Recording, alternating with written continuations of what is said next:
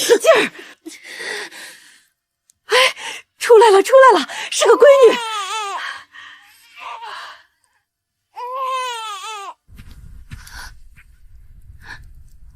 怎么又是个丫头片子？这都第5个了！你这不争气的小贱人，没用的东西！娘，我下次一定能给三郎生出儿子的，求您别生气。生出儿子？你可拉倒吧！都生了5个赔钱货了，再生止不顿还是个赔钱货。怀胎10月，老娘好吃好喝供着你，到头来还是个丫头片子，中看不中用的货。除了那张狐媚脸，成天就会勾搭男人，你还有什么本事？下蛋倒是勤快，就没个中用的。哼，这丫头片子我看留着也没用，你就别管了，我一会儿处理了就是。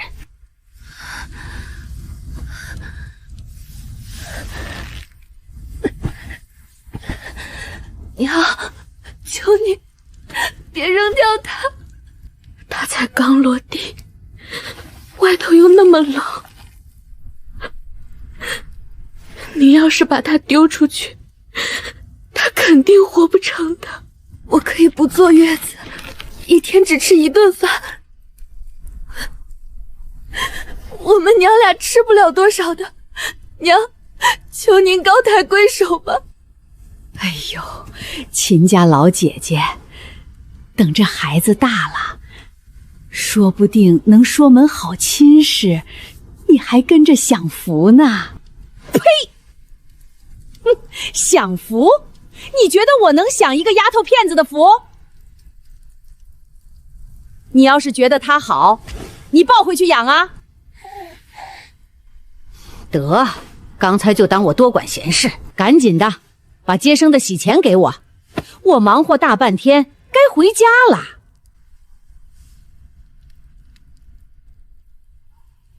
你接生个丫头汉子出来，还有脸要喜钱？我说你这人也太不讲理了吧！你家儿媳妇肚子里揣的就是个丫头，我还能给接生个带把的出来？我还能免费等死了？穿越到这里已经3天了，这3天浑浑噩噩的，还是不敢相信这个见鬼的事实。原主跟我同名同姓，媳妇一连给他生了4个闺女，听这动静，肚子里那个也出来了，现在凑够5个了。回是回不去了，原神留下这堆烂摊子，只能我这个倒霉蛋来收拾了。想想我师傅你姥姥，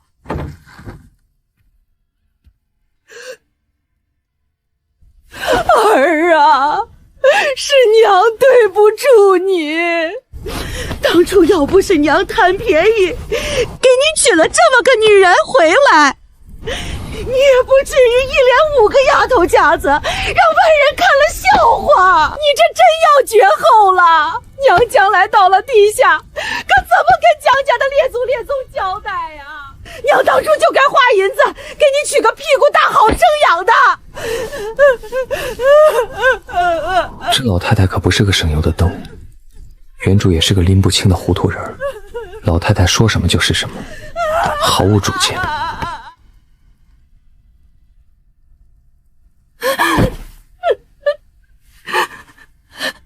三郎，你救救咱们闺女吧，她才刚出生，娘要是把她给扔了，她肯定活不下的。再不济，你把我卖了吧，你可以再娶一个。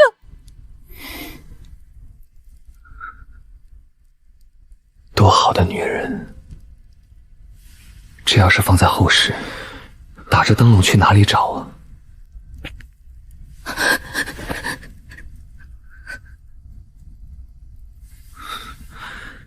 原主真不是个东西，造孽呀！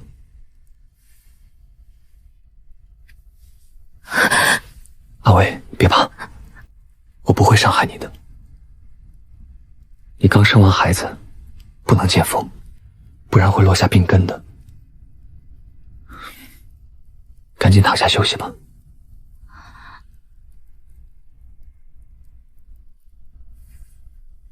老三，你是不是被气糊涂了？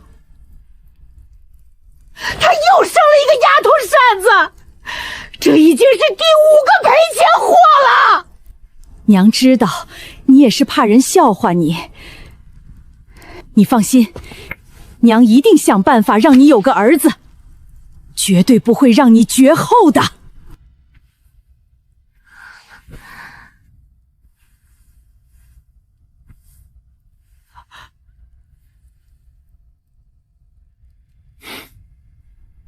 儿女都是命，不管是闺女还是儿子，只要是我的孩子，我都喜欢。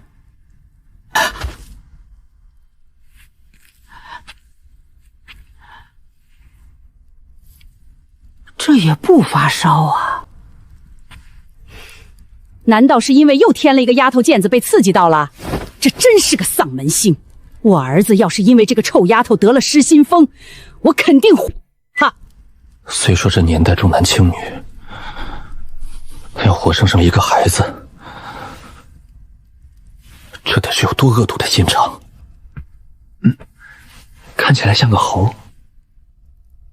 上一世30岁都没结过婚，也没有孩子，这一刻，我的心简直要被融化了。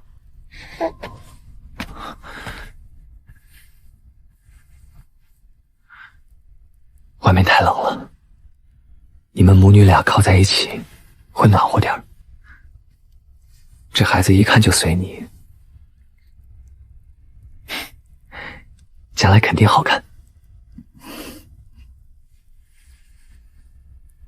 老三，你今儿到底是咋了？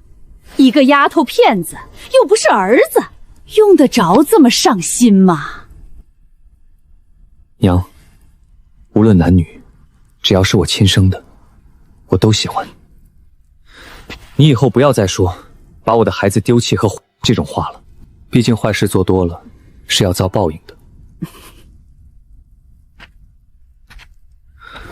令薇刚生完，身体虚得很，我去给她弄点吃的。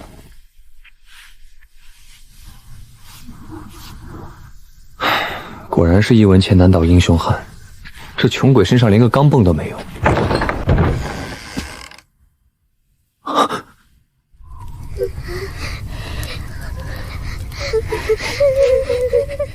这简直是天崩开局！别人穿越吃香喝辣，我穿越不仅连自己都养不活，还得拉扯一大家子，我这也太惨了吧！爹，我们没有偷懒，就是今天外面下雪了，天气太冷，挖不到野菜，求爹不要打我们。娘是不是又生妹妹了？我们今天可以不吃饭的，求爹别把妹妹扔了，二丫能照顾。原主到底是个什么混账东西？这么惹人疼的孩子，他怎么下得去手打？行了，不用担心，爹向你们保证，绝对不把妹妹扔了。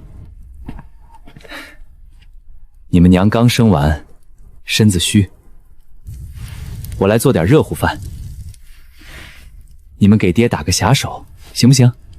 我可以帮爹烧火，二丫最会烧火啦。好，那二丫就帮爹烧火。等会儿爹多做点饭，咱们一家人吃顿饱饭。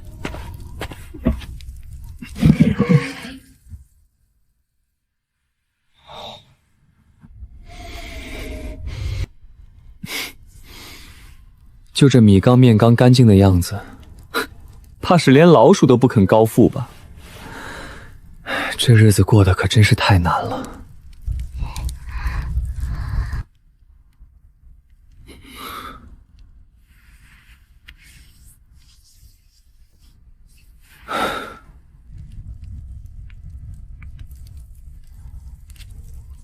这东西倒是能充饥，但是白灵薇刚生完孩子，光吃地瓜肯定是不行的。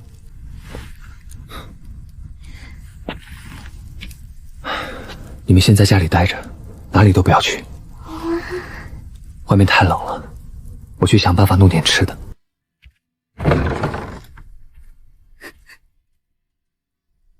二姐，爹已经好几天没打我们了，你怎么还哭了呢？难道不应该高兴吗？家里已经没有米粮下锅了，你们还记得大姐吗？也是在这样一个大冷天，因为家里没米下锅，被奶奶给卖了。这次怕是轮到我们了。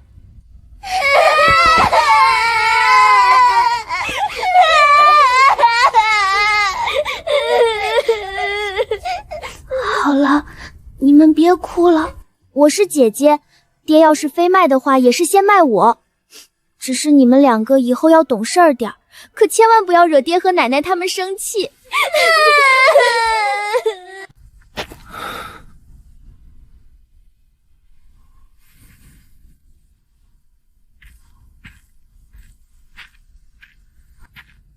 江家没分家，但因为媳妇儿接连生了女孩，遭了老太太嫌弃，硬是把3房单分出来，另起炉灶。老太太既想要3房的地，又想白使唤原主这个壮劳力，家产是一分没给。她的心早就偏到长房长孙身上去了。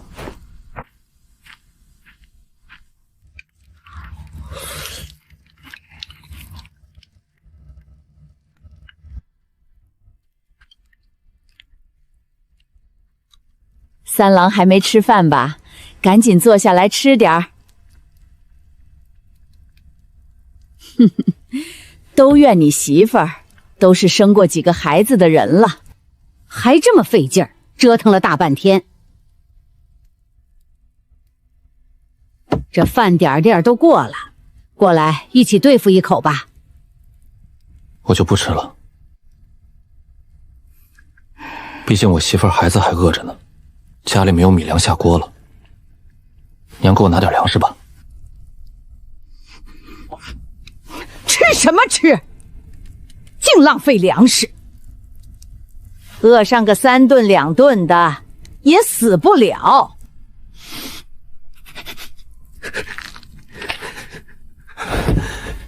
娘，我总不能眼睁睁的看着他们饿死吧？令薇就算生的都是女孩子，那也是咱们家的血脉。你总不想让这事儿传出去，说你苛待儿媳妇和孙女，想故意饿死他们，落个恶毒的名声吧？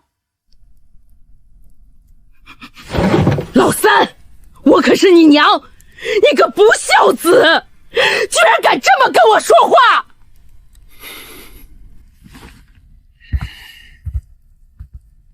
是啊，老三，这事儿就是这样，怎么能这么跟娘说话呢？娘这可都是为了你好。你看看，弟妹一连生了5个赔钱货，让咱们江家的脸都丢光了，饿他个3顿2顿的，又能怎么样？家里什么好处都让大哥得了，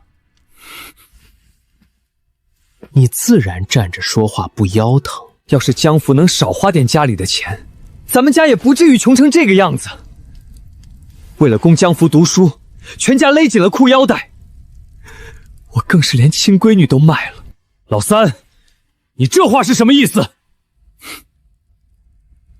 江府可是咱们家的独苗，又是个读书人，将来家里可全指着他呢。你连个儿子都没有，等将来福儿功成名就了，你们也能跟着沾光。大哥，要是江福的那些同窗们知道，他是靠卖了自己的亲堂妹才交上的束修，你觉得他在学堂里还能待得下去吗？老三，你这话是什么意思？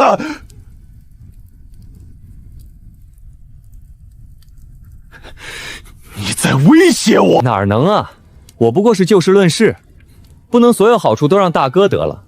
你还在这一本正经说风凉话吧？我今天是来拿粮食的，娘，你就说给不给吧。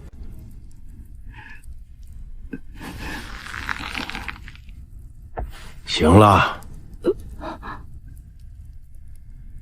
去给老三拿点粮食，他媳妇儿刚生产完。你这做婆婆的也尽点心，省得传出去坏了家里的名声，影响了江福的前程。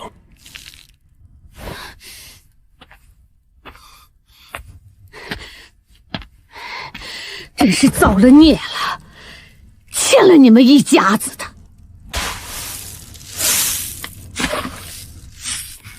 娘，就这么点粮食，还不够我们一大家子塞牙缝的呢。你多给我点儿，也省得我天天找你来要。这么多粮食还不够你们塞牙缝的？你们的牙缝也太大了吧！儿啊，咱们家的粮食也不多了，年后福儿学堂里还要交数分，这要是都吃了，拿什么给他读书啊？饭都吃不饱，一大家子马上就要饿死了。这老太太居然还想着读书的事，那我不管，我不可能眼睁睁看着我媳妇儿和孩子们饿死。你再给我多装点，不然我明天还得来。这混小子，年后开春家里的活还全指望着他干呢。不能再多了，这些粮食足够你们家吃上好几天的了。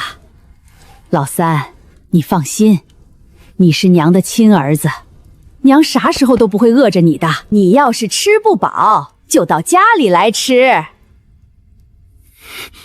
你们家那几个赔钱货维持着饿不死就行了。这几大瓢粮食，怎么着也有5-6斤了，应该能维持个几天。见好就收，家里还有几口子等着这些米下锅呢。娘，我不要粮食也可以，不过你得再给我拿几个鸡蛋，令为他需要补充营养，光喝这些稀米汤肯定是不行的。什么？他生了个赔钱货，居然还要吃鸡蛋？老三，你脑子是不是被门夹了？鸡屁股里下的那几个蛋，我还要拿去换钱呢。平时连我的宝贝孙子都舍不得吃，你媳妇儿就更别想了。娘，我知道就连你也看不起我，生了5个闺女，我没有大哥大嫂好命，一举得难。或许等将来老了死了也没人养老送终。令为原本是秀才之女，如果不是家里出了事儿，怎么会嫁到咱们家里来？就咱们家这条件，我想再娶一个，怕是比登天还难。我也不活了。谁让我从小就没大哥讨人喜欢，娘不疼，爹不爱呢？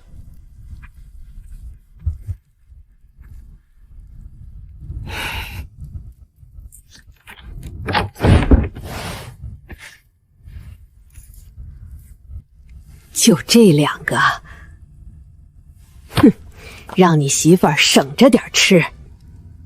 哼，连续生了几个赔钱货，倒还金贵上了。得到了实质性的好处，嘴上吃点亏也没什么。毕竟这种鬼天气，能把东西弄到手才是真理。谢谢娘。哼，就知道你还是疼我的。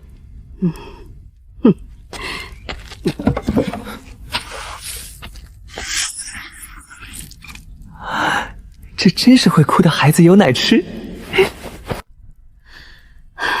你也别怪娘，家里就这么个条件，咱们一大家子的希望都在福儿身上。将来他若是能考取个一官半职，咱们的苦日子也就到头了。你以后跟你大哥说话要客气点，不要惹他，毕竟他才是福儿的亲爹。那我就先回去了。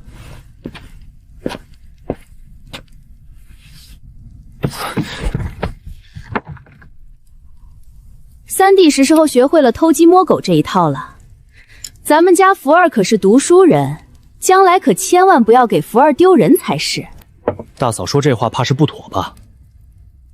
三哥是家里的一份子，三嫂几个孩子还在家里等着吃饭，他从自家拿2个馒头而已，怎么就成了偷鸡摸狗了？行了，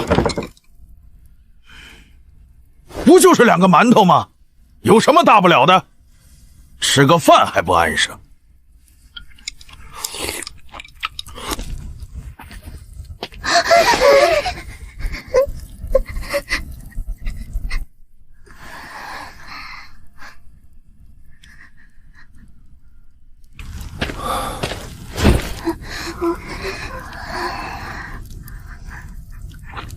他们只是怕我把他们卖了，先装作不知道，省得越描越黑。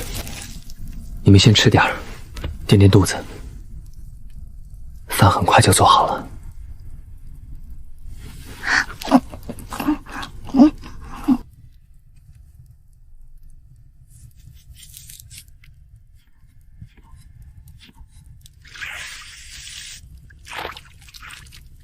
肚子好饿，可我又生了个女儿，哪还有脸抱怨什么？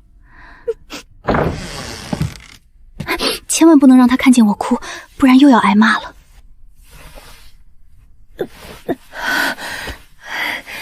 我睡的时间有点长了，三郎你别生气，我这就去做饭。你还在坐月子呢，怎么能让你做饭？我已经做好了，家里没什么可吃的了，你将就一下。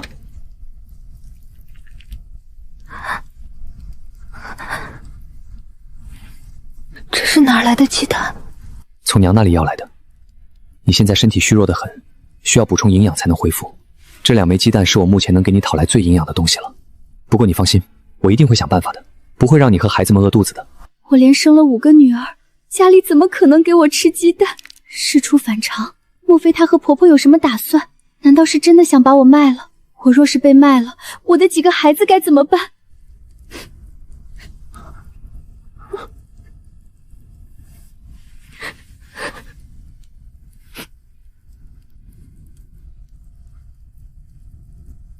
怕什么？她现在可是我媳妇儿，还要什么男女大方？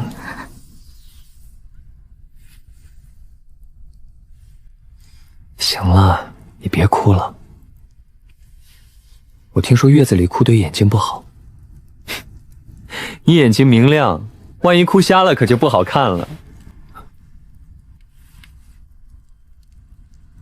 我不是这个意思，我的意思是月子里哭对眼睛不好，万一到时候落下病根可就麻烦了。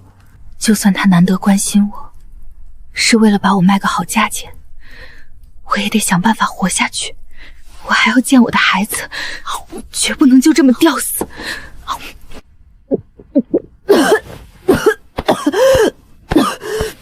你慢点吃，没人跟你抢。我去把饭给你端过来，你吃完了好好躺下休息。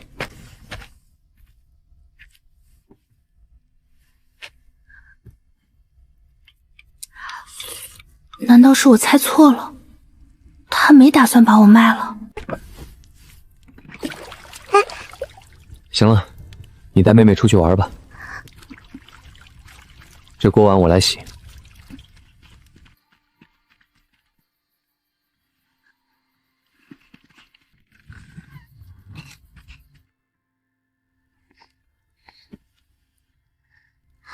娘，这就是小五吗？长得真可爱。可爱有什么用？终究是女孩子，都怪娘没用，生不出男孩。娘要是能生出男孩来，也不至于让你们几个都跟着受委屈了。你大姐也不会被卖。你们几个过来，让娘看看。看着倒是精神。你们有没有吃饭？吃了，肚肚好饱。二丫，你告诉娘，咱们刚刚吃的饭是你奶他们送来的吗？不是，是爹亲自做的，二丫还帮着烧火了呢。咱们家不是已经没粮食了吗？你爹哪里来的粮食做饭？我也不知道，大概是跟别人借的吧。借的？他什么时候会去借粮食做饭了？罢了，只要不是想把我们娘儿几个卖了就行。天太冷，没条件用尿布，只能委屈这小家伙用草木灰了。晒细一点，总不至于扎伤他。这画面好不真实，就像在梦里一样。真怕一闭上眼睛，这一切就看不见了。怎么不睡觉？一直看着我干嘛？我脸上有东西？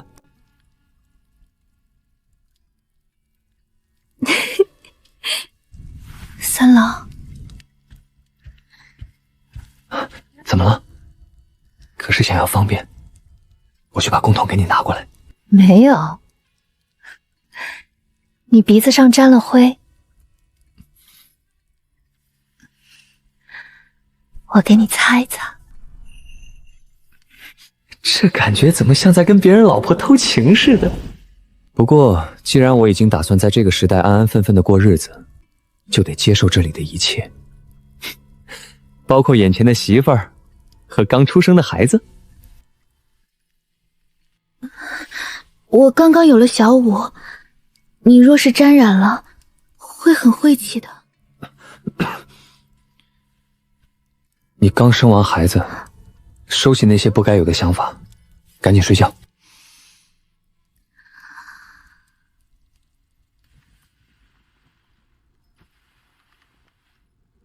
这辈子有媳妇儿有孩子，也算一种全新的体验。至于钱财家业，靠奋斗总会有的。我一个拥有了几千年智慧的人，还能饿死不成？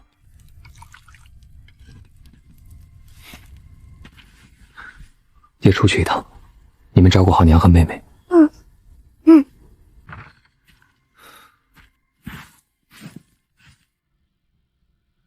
雪虽停，但家里存粮已见底。我没有空间系统的金手指，想要在这天寒地冻中活下去，唯一能做的就是凭着原主的记忆进山碰碰运气。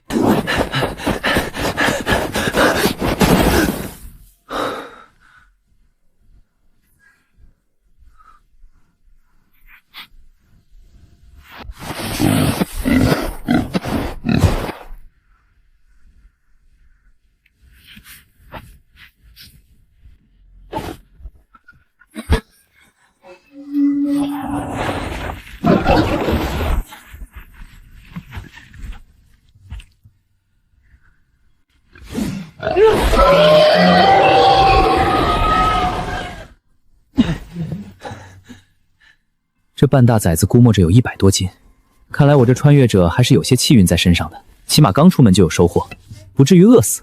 这里的血腥味太重，一会儿必定会引来猛兽，不能多留。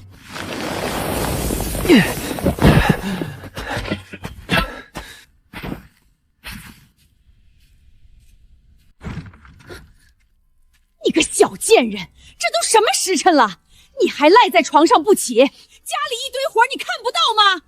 你不起来干，难道指望我儿子干吗？是三郎让我在屋里待着的，他说外面天气冷，怕我落下病根。哼，生个赔钱货，你还金贵上了。白氏，你早已经不是秀才之女了，要不是当初我们家江月肯娶你，你早就跟你那爹娘一块流放了。你嫁到我们江家这么多年，白吃白喝不说，连个带棒的都生不出来。行了，我也不跟你废话了。我给五丫头打听了个好人家，那夫妻俩年过40，膝下无儿无女的，家里有好几亩地。人家本来想收养个带把的，但是养了好几个都没存活，就想着先收养个闺女。人家愿意出2斗米和2尺花布作为奶水钱。你赶紧给五丫头收拾收拾，一会儿我就把孩子送过去。娘，小五他才刚出生，经不起折腾的。您说的那户人家我也听说过，那夫妻俩根本就不是正常人，他们收养了几个孩子都被活活折磨死了。小五再怎么说得是您的亲孙女，您不能把她往火坑里推啊！你胡说八道什么？人家可是正经人家，人家愿意收养个丫头片子，那是五丫头的福气。你也不看看咱们家都穷成什么样了。五丫头过去是享福的，岂不比在这里遭罪强？我都已经跟别人说好了，白氏，你可别不知好歹。娘，这事儿您不能擅自做主，这是我和三郎的孩子，哪怕是女儿，也是我身上掉下来的肉。三郎他不会同意的。你要是把小五私自抱走，三郎肯定会生气的。哼，你少拿我儿子来吓唬我。我们家三郎向来听我的话，怎么会为了一个丫头片子跟我生气呢？他说的对，当初大丫被卖掉的时候，三郎一开始也不同意，最后不还是拗不过他吗？难道我的小五真的保不住了？哭哭哭，你就知道哭，真是晦气死了。既然孩子要送人，就麻利点儿。你们这是干什么？儿呀，你回来了。娘这不是给五丫头找了个好人家吗？离咱们这儿30里有对夫妻，年过40，膝下无儿无女，难得人家不嫌弃五丫头是个女孩子，还愿意给2斗米和2尺花布作为奶水钱。我就想着尽快把五丫头抱过去，谁知道白灵薇不识好歹，还哭哭啼啼的，会死了。正好你回来了，你就抱着孩子跟我一块送去吧。你又想卖我闺女？怎么卖了我们家大丫还不够，还想把我小闺女也卖了？要不你干脆把我一块卖了得了。你这说的什么话？娘这可都是为了你好。家里养一群赔钱货，除了浪费粮食有什么用？我本以为他对我还有几分母子之情，初来乍到想着循序渐进，不想闹得那么难看。现在看来，有些话今天必须说清楚了。娘，这么多年我为这个家没少出力吧？农忙时，全家的地我一个人种；农闲时，我去城里扛大包，给人修院墙，什么脏活累活我没干过。这些年我赚的钱，足够养活白灵薇他们娘儿几个了。可您呢？为了供江府读书，还是卖了我家大丫。我不是个东西，我没有做到一个丈夫的责任，更没护住自己的孩子，只是一味的听你的话，把所有的心血和精力都投入到大哥一家身上了，让他们娘几个受尽了委屈。我知道娘疼大哥一家，可我同样也是你的儿子，你为什么就不能心疼心疼我呢？难道就因为我没有儿子吗？福儿可是咱们家小辈中唯一的男丁，你这做亲叔叔的多出点力怎么了？将来等他考中功名，还能亏待你这个亲叔叔吗？你家里生的都是丫头片子，将来都是要嫁人的。你老了能指望谁？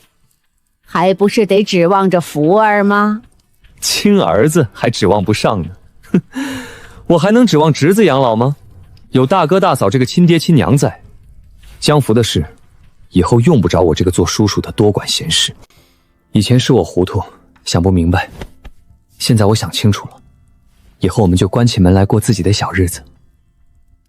我要把我的几个女儿精心养大，将来她们若是愿意嫁人，我就给她们找个好婆家；她们要是不愿意嫁人，那就留在家里。等将来我和令薇老了，就招个上门女婿。江老三，你个混账玩意儿，你这是翅膀硬了，还招养老女婿？那女婿终究是外人，哪里能比得上福儿？你赶紧给五丫头收拾收拾，今天这话我就当你没说过。你就死了这条心吧。我是不会把我女儿送人的。你若是真要跟我撕破脸，那咱们就好好算算这些年的总账。我知道江福年后马上就要交束苏了，来年还要同生事，娘非要背着我卖我的孩子，我就让江福上不成学。赶紧躺下，外面的天太冷，别冻着你和孩子了。我走的时候怎么跟你说的？这天寒地冻的，若是伤了身体，将来受罪的还是你。你放心，我不会把小五送人的，这些事儿都交给我来处理。也许这次真的可以信他。娘，你回去吧。刚刚我的话已经说得够清楚了，以后江府的事情我就不管了。大哥大嫂是他的亲爹亲娘，他的束修本来就该由他们操心，我这做叔叔的就不掺和了。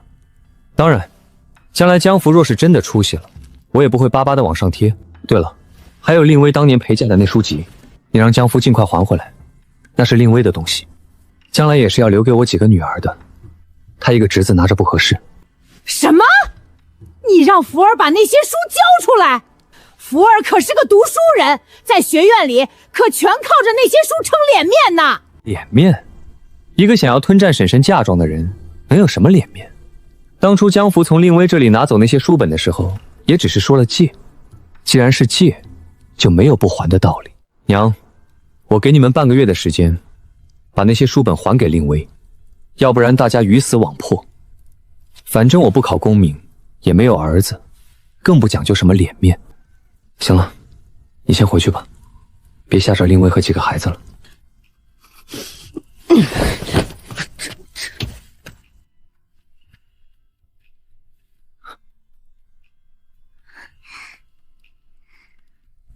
过来，到爹这里来。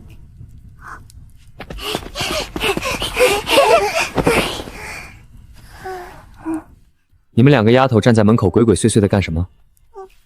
外面冷，为什么不到屋里来？我们看奶奶挺凶的，怕她一会儿把气撒到我们身上，二姐就让我和妹妹躲了出去。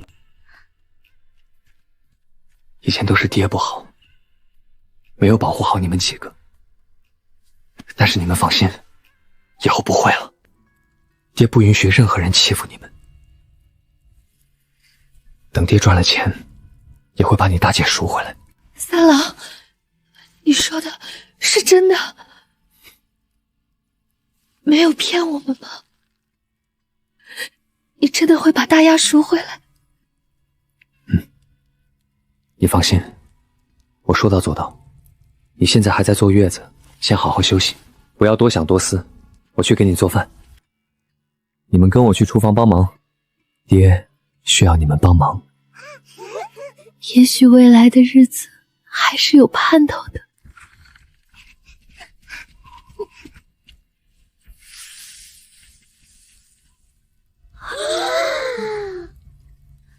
爹，这是什么？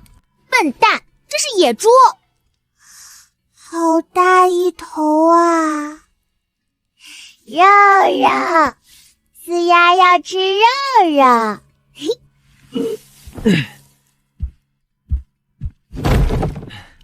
这是野猪，爹今天上山打的。不过你们不要告诉别人，要不然咱们可就没肉吃了。你们给爹帮忙，爹给你们炖肉吃，好不好？谁呀？毕竟现在我还是江老太太名义上的儿子，这时代一个孝字大过天，多一事不如少一事。原主穷的都比脸都干净，剩下的野猪肉明天得拿去酒楼，看看能不能换点急需的银子。家里除了油盐，连点香料都没有，只能用冷水泡半个时辰去腥味了。这半只猪腿够几个长期挨饿的丫头好补补了。饶是这样，猪肉下锅后一股香味也在厨房里弥漫开来，几个丫头更是眼巴巴地看着锅里。小心烫，慢慢吃。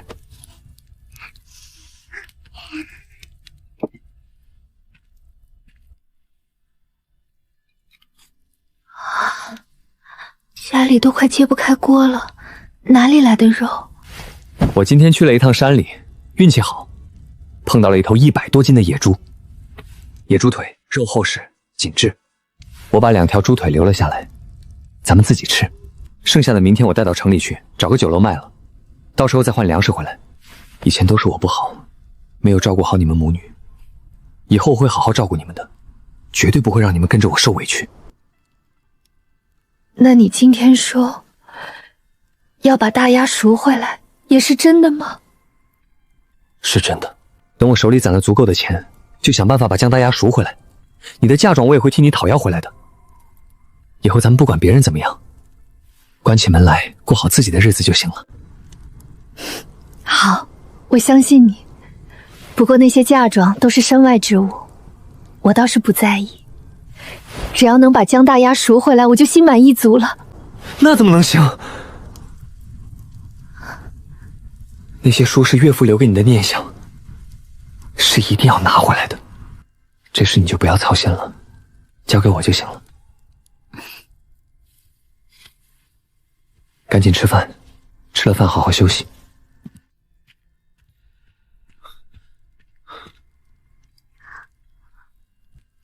你们怎么不吃？是不是爹的手艺不太好，做的不好吃？爹没上桌呢，我们怎么能先动筷子？多懂事的丫头啊，简直是贴心小棉袄。有这么好的闺女，不比养那些白眼狼小子强100倍。好，爹跟你们一起吃。他的脸庞似乎坚毅了不少，明明还是那个人，感觉却像换了个人一样。睫毛下这一排淡青色，显然是几天都没休息好了。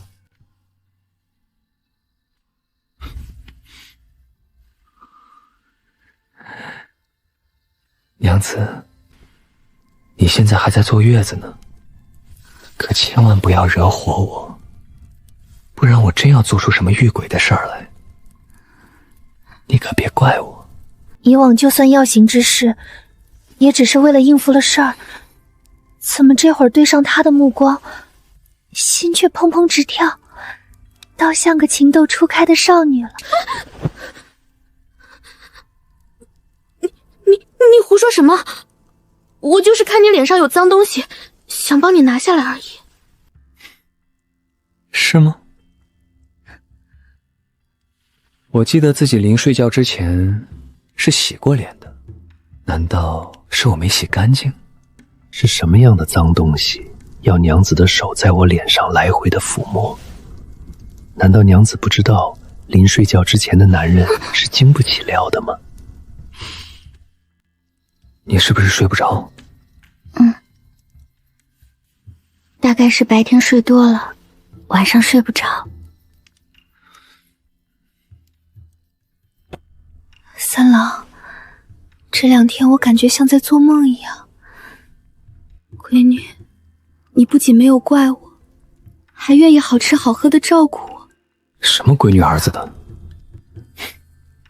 只要你们母女平安，比什么都强。以前是我魔怔了，总觉得儿子能传宗接代，可是就咱们家这条件，祖祖辈辈都穷得这么稳定，要儿子有什么用？咱们家又没有皇位要继承，咱们把几个女儿抚养长大，给他们找个好人家，等将来老了也不用费心思的给他们盖房子娶媳妇儿了。所以为什么非要费尽心思的要儿子呢？三郎，你可不要乱说。什么有没有皇位要继承的？这话可不是咱们普通老百姓敢胡乱说的。我爹就是考场上犯了陛下的忌讳，才被发配到北疆的苦寒之地的。你怎么又哭了？我知道错了，以后不乱说了。你放心，我在外人面前肯定会谨言慎行的。咱们俩关起门来说的话，谁会知道？除非也有人在咱们床底下。咱们家小五现在也出生了，是不是该给孩子起名字了？还有，咱们家几个丫头都没有正式的名字，这回趁着小五出生，一块把几个孩子的名字都取了吧。都听三郎的，你是孩子的父亲，这名字你来取吧。你容我想想，我这一时半会儿的还真想不起来叫什么名字好。你是读过书的，又是孩子的娘，咱俩一起想吧。三郎，我这一时半会儿的脑子里乱哄哄的，也想不起什么好名字来。我这里倒是想了几个名字，要不要听听？他一天学堂都没进过，无非是些花花草草之类的。不过就算是这样，也比大丫二丫的喊着强。云溪、云妹、云瑶、云飞、云安，这5个名字怎么样？希望咱们5个闺女将来日子能过得舒坦、安逸、从容。更希望他们能身心自由，无拘无束，生活顺利，心境平和，远离烦恼。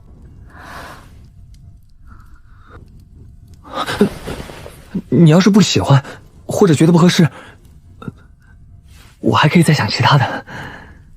好听，我觉得这个名字特别好听。这名字你是怎么想到的？我记得你并不识字啊。我差点忘了这件事。不过他们总要慢慢适应自己的改变，我不可能一辈子藏着掖着。其实我也不是完全不识字，就是没正儿八经的上过学堂。以前咱们村里有个教书先生，我经常往他家里跑，也跟他学过几个字。再加上江福那小子没有去县里上学之前，整天知户河野的显摆，听得我耳朵都起茧子了。我记住了几句，那不是很正常的吗？以后你教我认字吧，多学习点知识总归是好的，将来出门也不会被人骗。我一辈子最大的遗憾，就是不能嫁个门当户对的读书人。没想到他到了这把年纪，竟然还有这份向学的心气。要是在现代，作为理工男，不到早上7点，我是绝对起不来的。可在这古代的寒冬腊月，晚上除了早早睡觉，还真是啥也干不成。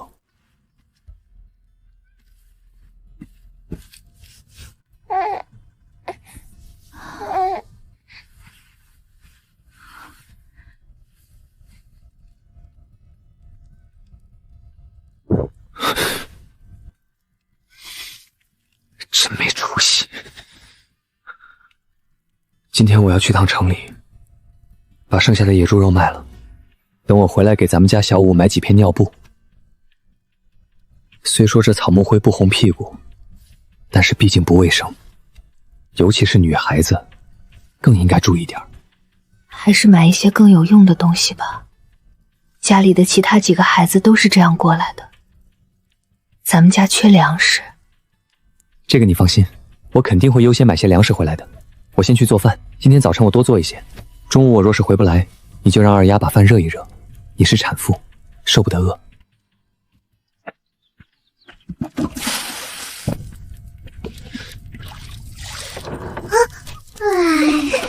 你去休息。丫头们，过来。咱们家的几个丫头长得真漂亮，不过女孩子要讲究卫生，把自己打扮得干干净净的才好。爹，昨天我和你们娘商量了一下，想给你们正式起个名字。二丫以后叫云梅，三丫叫云瑶，四丫叫云飞。怎么样，好不好听？云梅，这个名字好好听，像天上的云朵一样。爹，我喜欢这个名字，以后村里人就不会二丫二丫的喊我了，我也有正式的名字了。云瑶，云飞，好听好听好听，我们喜欢。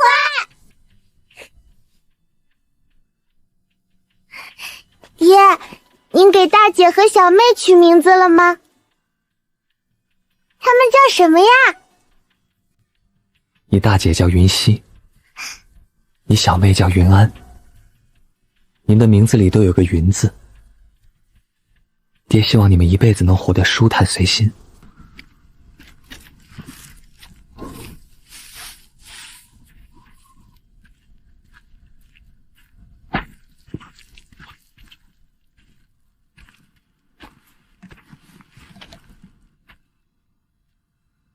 这张南县原名平原县，几十年前大饥荒，青壮逃难，满城老弱，朝廷派官无人愿往，唯有一名叫张南的官员主动请缨，来此做县令。他励精图治几十载，帮助穷困老百姓重整家园，却因积劳成疾，不到50岁便与世长辞。百姓感念其恩，自发将县名改为张南。朝廷亦莫以表彰。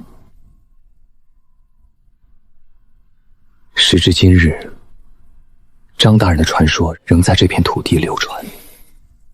纵然是张大人拼尽一身力气，也还是有太多的穷苦百姓吃不饱穿不暖。时代错了，怪不了谁。新鲜的青菜嘞，不甜不要钱。这碗口有点不平啊，便宜些嘛。真热闹，简直跟后世农村赶大集一样淳朴。生活还是挺美好的。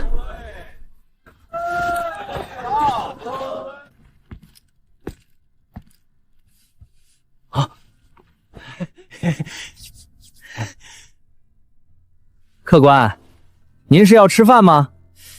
咱们这儿最便宜的一碗面要20文钱。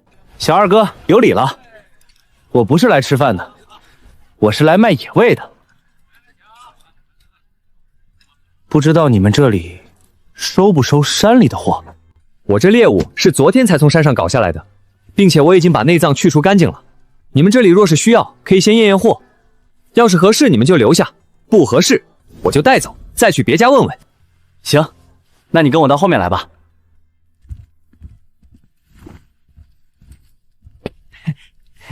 陈师傅，这个人说有野味要卖，您可以看看货。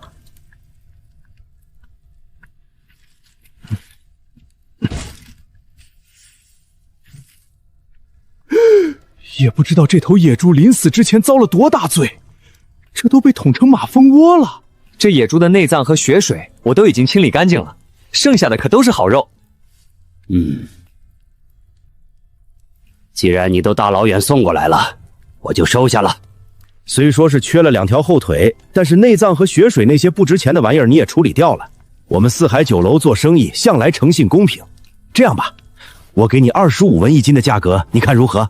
陈师傅，您看这大冬天的能打到头野猪不容易，况且我可是把内脏都清理干净了的，这个价格是不是太低了？我们都是庄户人家，打头野猪也不容易，您价格再给它高一点。虽说你说内脏是清理干净了，但是2条猪后腿你也留下了呀，那可是整头野猪最精华的部分了。算了，我看你这大冬天的也不容易，这样吧，我给你28文1斤，不能再高了。谢谢陈师傅，以后我若是打到好的野味，还送到你们酒楼来。除了内脏血水，还有2条后腿，剩下62斤，一共是1716文钱。你跟着店小二去找掌柜的拿钱去吧。多谢陈师傅。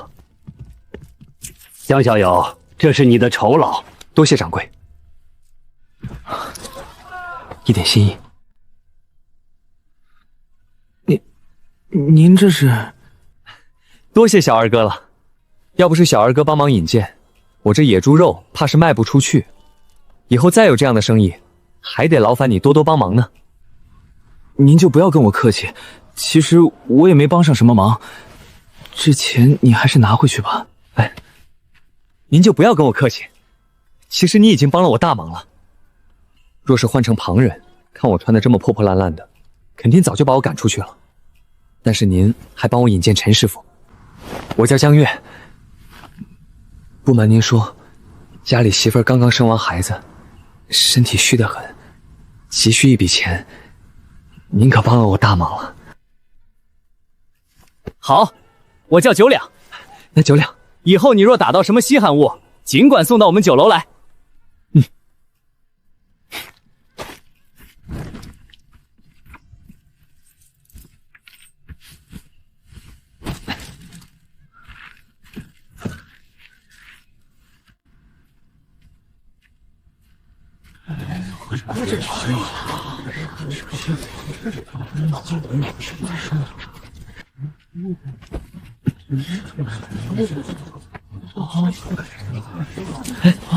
这位小哥，这是怎么了？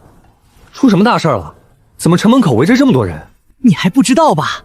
咱们县太爷请了戏班子，后天要在土地庙门口唱大戏呢。是县太爷家中有什么喜事吗？那倒不是，咱们县太爷说了，今年风调雨顺，多亏了土地爷的保佑。前几天又刚刚下了一场大雪，这叫瑞雪兆丰年，是个好兆头。希望来年能更加风调雨顺，百姓和乐平安。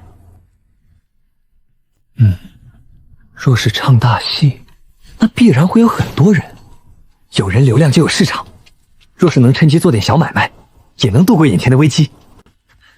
多谢小哥告知，咱们县太爷可真是个好官。爹，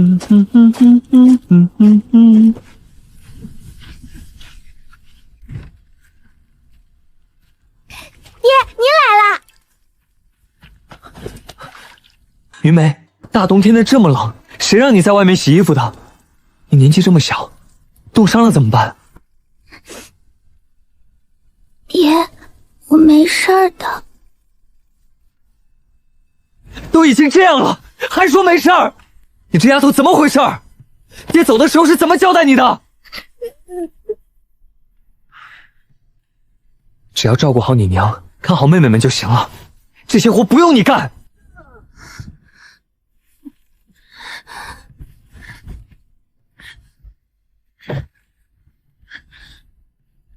三郎，你别生气。这些衣服都是大嫂拿过来的，说是下雪天他们不能进山找吃的，也不能在家里闲着吃干饭，就把他们的脏衣服都拿了过来，让闺女们洗。这真是欺人太甚！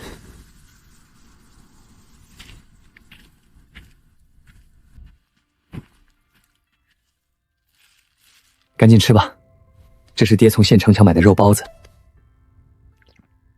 这一路都用油纸包着，还是温的。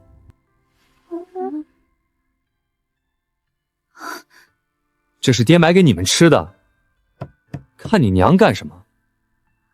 赶紧吃，这可是肉包子，凉了就不好吃了。既然是爹买给你们的，就赶紧吃吧。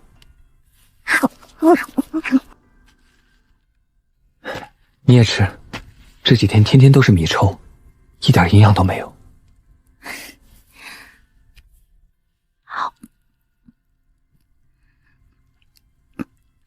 三郎，别光顾着我们，你也吃。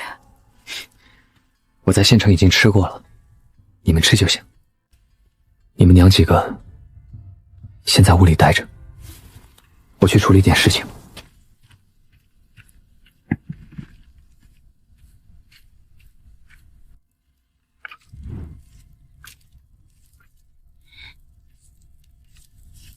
老大家的，这火炉里的火烧的还旺着呢，你省着点吧，家里的柴火可不多了。等我大孙子回来，还要天天沐浴洗澡呢。娘，只是一些柴火而已，现在天气这么冷，咱们要是不用柴火，可是要冻死人的。等将来咱们家福哥考取了功名，这点柴火算得了什么？到时候咱们就烧那金银丝的红罗炭，您到时候可是咱们家最尊贵的老太君呢。现在何必在乎这点柴火？老大家的这话说的倒是不错，不过那也是将来的事儿了。现在咱们家为了供福哥读书，都是勒紧了裤腰带过日子，能省点还是要省点好。年后福哥学堂里还要教束修呢，你这当娘的也得上点心。娘，这些柴火也不是什么值钱的东西，你回头让三弟和五弟上山再去砍点就是了。大嫂，你倒是慨他人之康。这么冷的天气，你咋不让大哥上山去砍柴呢？合着就我和三哥是大冤种是吧？老五，你这话是什么意思？我可是你大嫂子，你怎么能这么跟我说话？让你干点活你还委屈上了，将来等我们家福儿考取了功名，还能忘了你这个武术不成？你年轻力壮的，干点活怎么了？别这么斤斤计较的。大嫂，你要真这么说，咱们可得好好掰扯掰扯了。家里什么脏活累活都是我和三哥干的，但是什么好事却都落不到我们头上。江福在学堂里读书前前后后加起来也有7、8年了，到现在连个童生也没考上。真要等他当上官老爷，不知道要等到猴年马月了。估计爹娘早就埋土里了。为了供江福读书，我们一家子现在过的是什么日子？二姐早早的嫁了出去，只为了换那点彩礼。四哥因为娶不上媳妇儿，入赘到了贺家。我至今都没娶上媳妇儿，最可怜的就属三哥了。他为了这个家出钱出力，当牛做马，毫无怨言，甚至连自己的女儿都卖了。三嫂还在坐月子，连口吃的都没有。当初也就是三嫂是罪人之女，才嫁给了三哥，要不然三哥肯定跟我一样，还是光棍一个。就这你还成天指桑骂槐的？要说在这个家里，还有谁是清醒的，那就是姜岩了。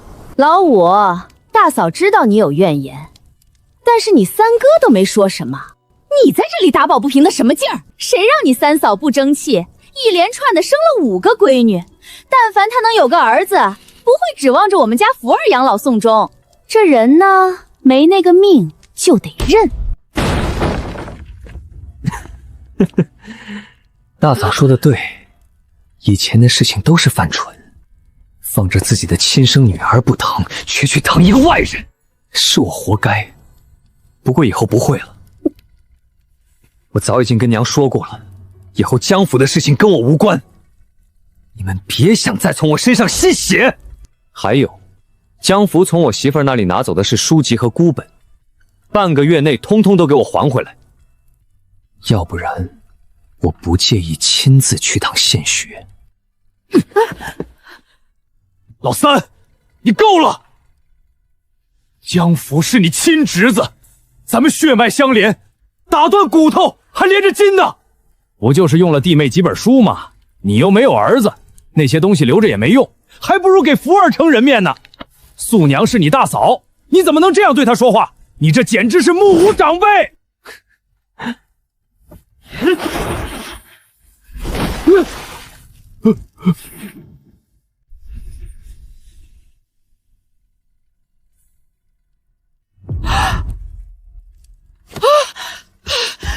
我的天爷哟，这是干什么？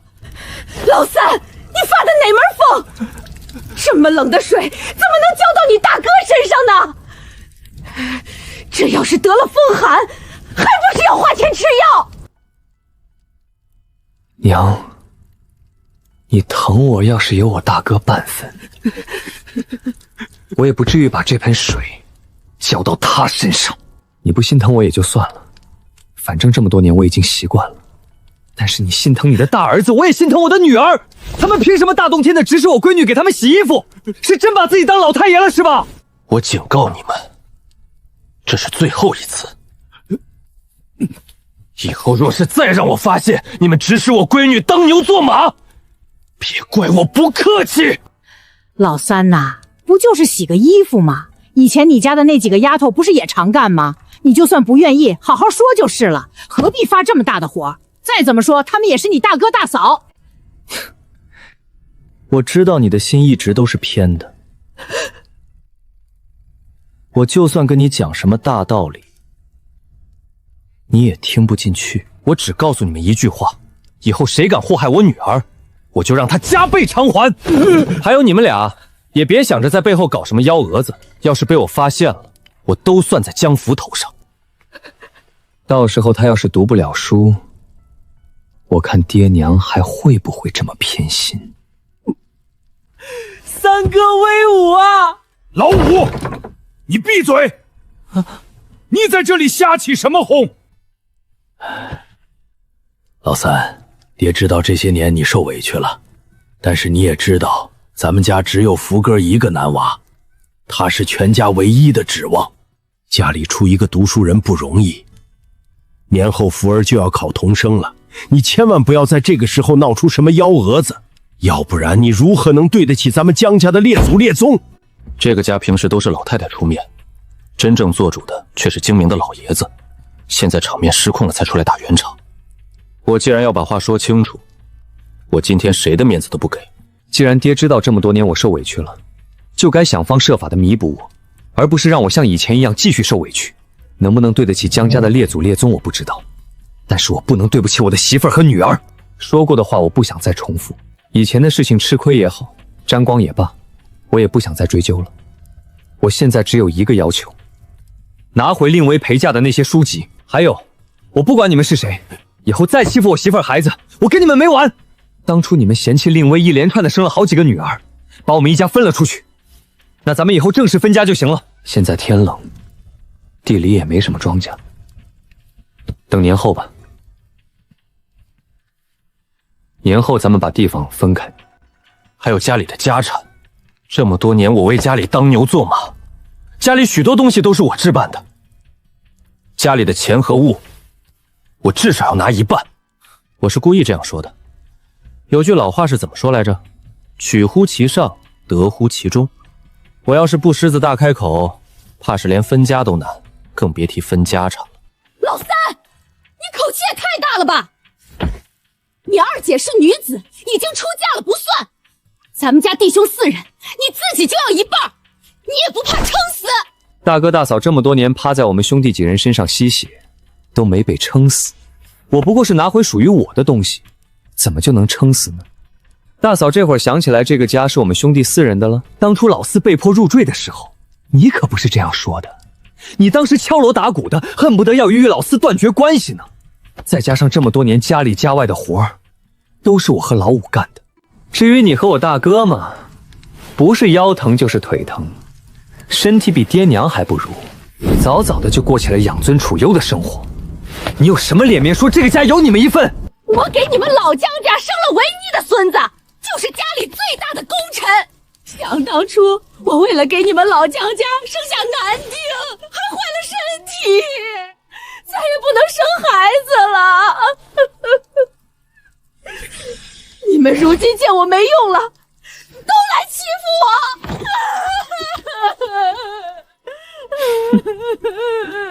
你这么能装，何该到那南曲班子里去唱戏，必定是个角儿。收起你的神通吧，我不吃你这套。你生的是自己的儿子，延续的是你的血脉，别把什么都扣在别人头上。你要是不想让我再说出什么难听的话，就给我闭嘴。哎呦，老大，你赶紧回屋去换身衣服，一会儿墨要冻坏了，不然还得花钱。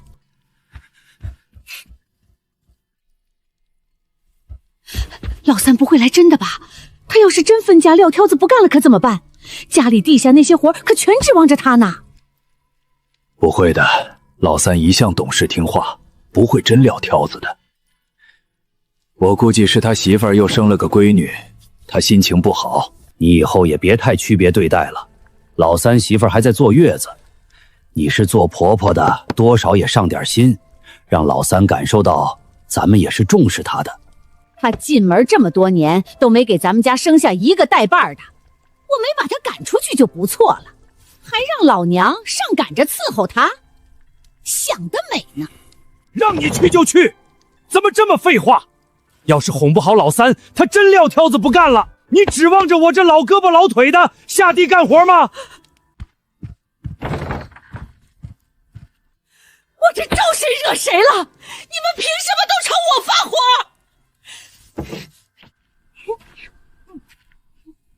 这肉包子可真好吃，我长这么大还是第一次吃到呢。要是以后顿顿都能吃上肉包子，那可就太幸福了。咱们家穷，你爹好不容易买了几个肉包子都没舍得吃。你这丫头解解馋就行了，做梦也不敢想这么好的事儿。谁说做梦都不敢想这种好事儿？不就是肉包子吗？你放心，用不了多久，爹就能让你天天吃上。哇，吃肉包子！三郎，这么冷的天，你刚刚干什么去了？没干什么，就是把他们的脏衣服还给他们。令薇，你跟了我这么多年，我知道之前我亏欠了你，已经造成的伤害，无论我说什么都弥补不了了。但是以后我绝对不会让你们娘几个受委屈了，所以你自己也要支棱起来，咱们把自己的态度摆正。将来咱们不靠他们吃饭，就算江福功成名就，真做了官老爷，跟咱们也没关系，所以你不必害怕他们，更不用对他们卑躬屈膝的。以后该怎么样就怎么样，一切有我呢。这么多年，我也受够了江家人的白眼，但是我又害怕江月是一时兴起，我若是当真了，到时候受罪的还是我们娘几个。三郎，江府可是江家唯一的男丁，大哥大嫂那里我倒是不害怕得罪他们，我是怕因为这事儿伤了爹娘的心，惹他们不痛快。你不用有这个顾虑，我已经跟他们说好了，等年后开春，咱们就分家，各顾各的。父母再不分家，这个是孝道。若是主动提出分家，会被村里人戳脊梁骨。三郎，你没有必要为了我们娘儿几个做到这个地步的。都说家和万事兴，我不想三郎因为我而被人骂。所谓家事和万事兴，都是有前提的。父爱则母敬，母敬则子安，子安则家和，家和万事兴。另外，凡事都是有因果的，父慈才能子孝。若是一味的忍让，不管父母是对是错，照单全收，那是愚孝。你可千万不要因为跟着岳父读了几年书就变得迂腐了。这还是那个憨厚老实的江月吗？该不会是让人给夺舍了吧？不过不管怎么样，眼前的江月才是我心中理想的丈夫。若是眼前的人真不是江月，那我愿意一辈子将错就错。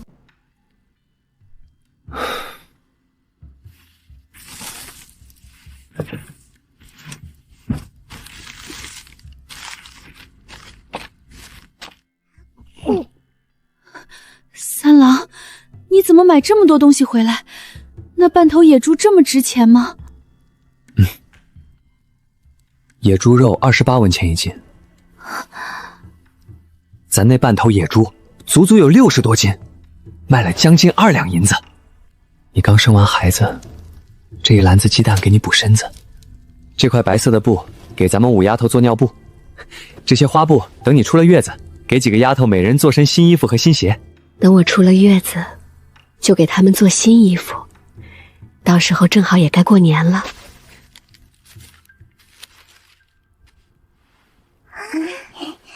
你们刚刚已经吃了肉包子了，每人只能再吃1块糕点，不然一下子吃太多的东西，你们的肚子会受不了的。剩下的糕点我就放在你们娘这里了，你们什么时候想吃了就问她要。瞧我这记性，居然忘了今天是咱们家小五的喜3礼。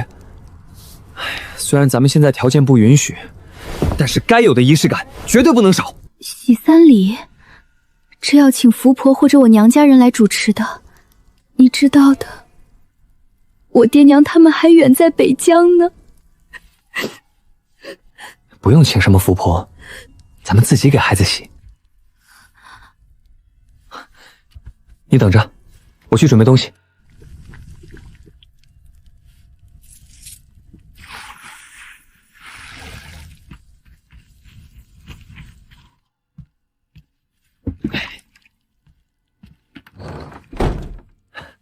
暖和了，冻不着咱们小五。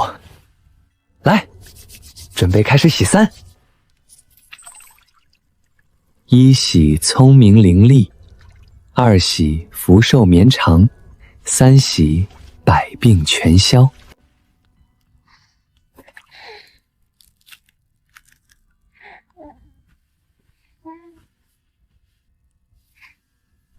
滚哉滚哉，灾难滚开。宝宝聪明，健康常在。滚滚额头，鸿运当头。滚滚手心，得心应手。滚滚脚心，步步高升。怎么？难道是我做的不对？我也是第一次做这种事情，没什么经验。你可不要笑话我。三郎，我没笑话你，我只是觉得你认真做事的样子格外的好看。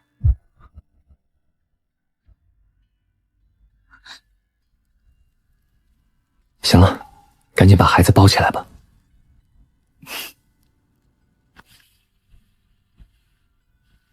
爹，鸡蛋，吃鸡蛋。这个鸡蛋刚刚已经替小五去过太毒了，可不能吃。吃鸡蛋好吃，思雅要吃。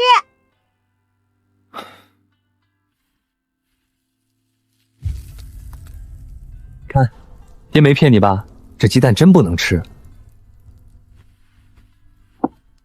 你若是想吃，等吃饭的时候，爹给你煮一个，好不好？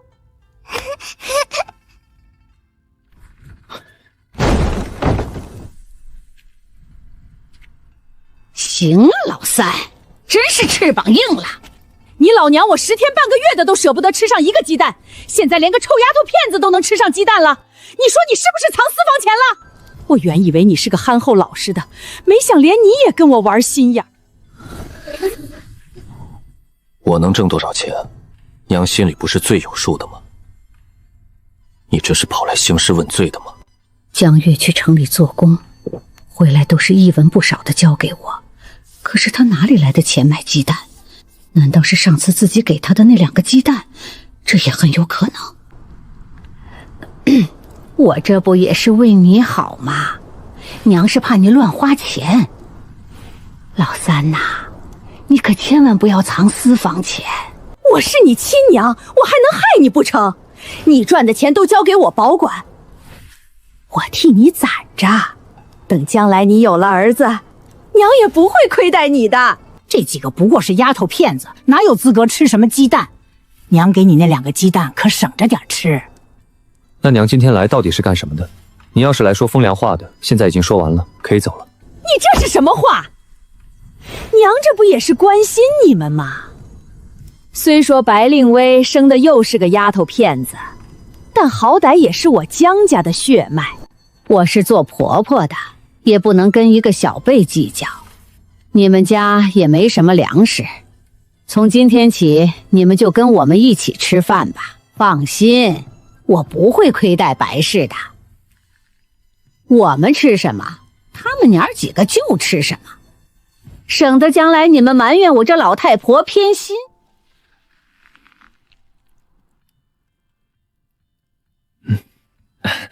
既然这样，那就多谢娘了。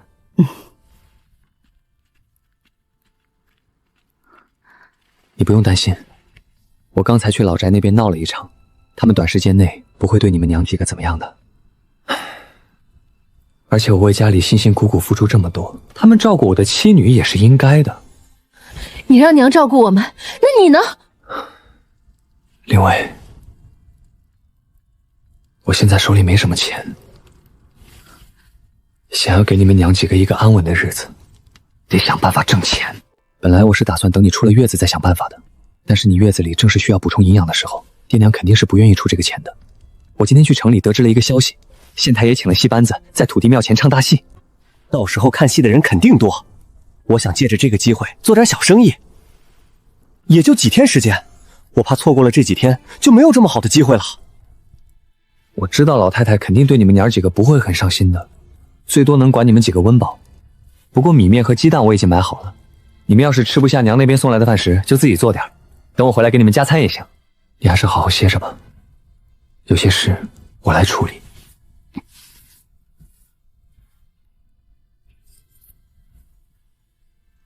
三郎第一次做生意，我还在坐月子，也帮不上什么忙。这个银簪子是我娘当年给我的陪嫁，也是我的一点心意。你拿去换点银子做个本钱吧。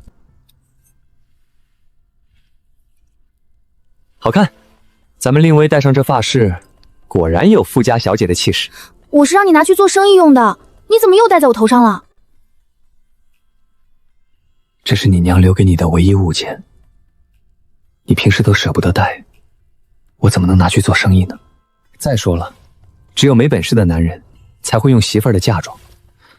若是要卖了你娘留给你唯一的银簪子去做生意，那这生意我宁愿不做。你放心，等我赚钱了，我给你买各种各样的首饰，让村里的小媳妇们都羡慕你。可是，你不是要做生意吗？总得要有个本钱。喏，卖野猪肉的银子还没花完，拿这些做本钱足够了。明天我就进城采买一些摆摊需要的东西。这猪下水真够腥臭的，不过上天给了我重生的机会，想活出个人样，总得付出代价。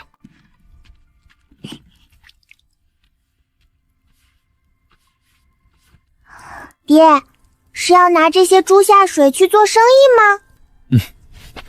是啊，等爹赚了钱，就给咱们云梅买漂亮的衣服穿，好不好？我不要漂亮的衣服，只要咱们一家都平平安安的就好了。好，咱们一家会平平安安的。等爹去城里做生意了，家里可就全指望你了。你要照顾好家里，照顾好你娘和妹妹们。爹，你就放心吧，我会照顾好家里的，也会照顾好娘和妹妹他们的，绝对不会让大伯母和奶奶欺负他们的。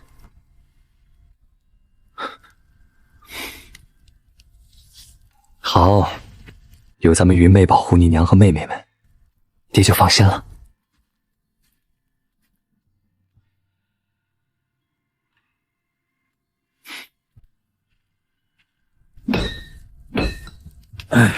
只用了半个小时就做好了。师傅，再来一口铁锅，多少钱？铁锅得2两银子。那就拿这个火炉吧。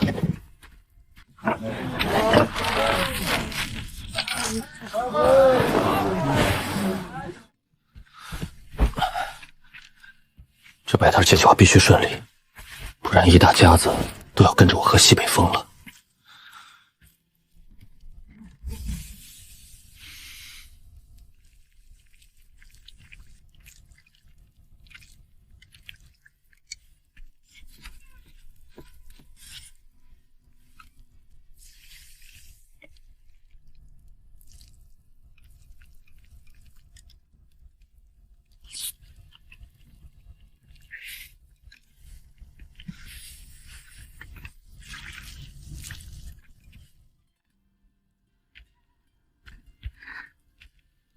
三郎做了什么好吃的？怎么这么香？尝尝，我做的卤煮火烧。卤煮火烧？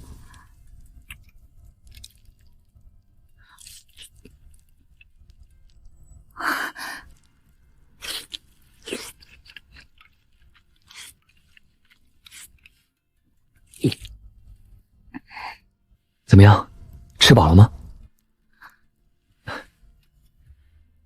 要是没吃饱，我再给你盛一碗。锅里多的是。我打算拿这个卤煮火烧出去摆摊儿，你觉得怎么样？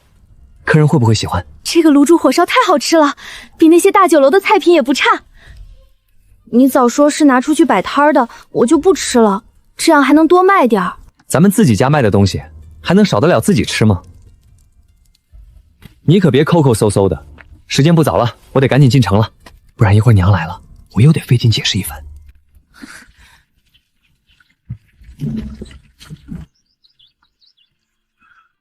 摆摊并没有想象中的那么简单，要是准备不齐全，到了城里冷锅冷灶的，可没人愿意吃。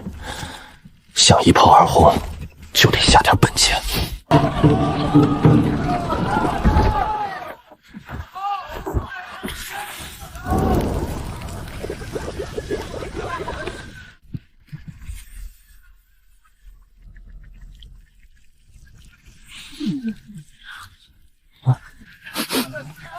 好像是肉的味道。这地方这么偏僻，该不会是哪个酒楼的来摆摊了吧？不可能，咱们县城的酒楼我都去过，可煮不出这么香的肉味来。看个戏都不让人安生，这么香，这戏还怎么看得下去？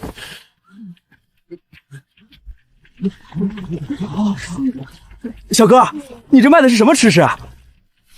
怎么这么香？我这个叫卤煮火烧，里面都是肉，可以搭配白面做的饼子一起吃。你这卤煮火烧怎么卖的？单要卤煮8文钱一碗，加火烧10文钱。客官，要不要来一份尝尝？有肉有面，还可以放点辣子，这天气吃了保管浑身暖和。那你给我来一碗，再给我加个火烧。哇！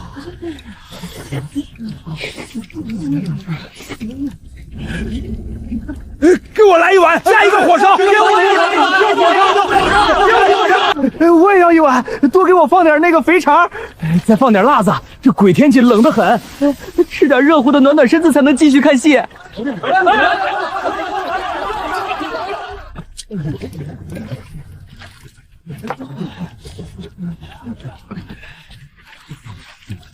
是吧？多谢各位，多谢多谢。诸位，实在不好意思，我今天是第一天摆摊儿，火烧做的有限，后面再买只能单卖卤煮了。今天可不少赚，差不多3两多银子。这大戏再唱几天，能赚不少。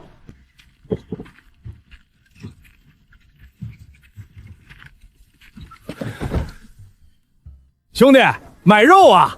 咱们这猪都是今天刚杀的，新鲜的很。哎，您看您是要肥肉还是要五花？我价格给你算便宜点儿。老板，你这儿有没有猪下水？多少钱一副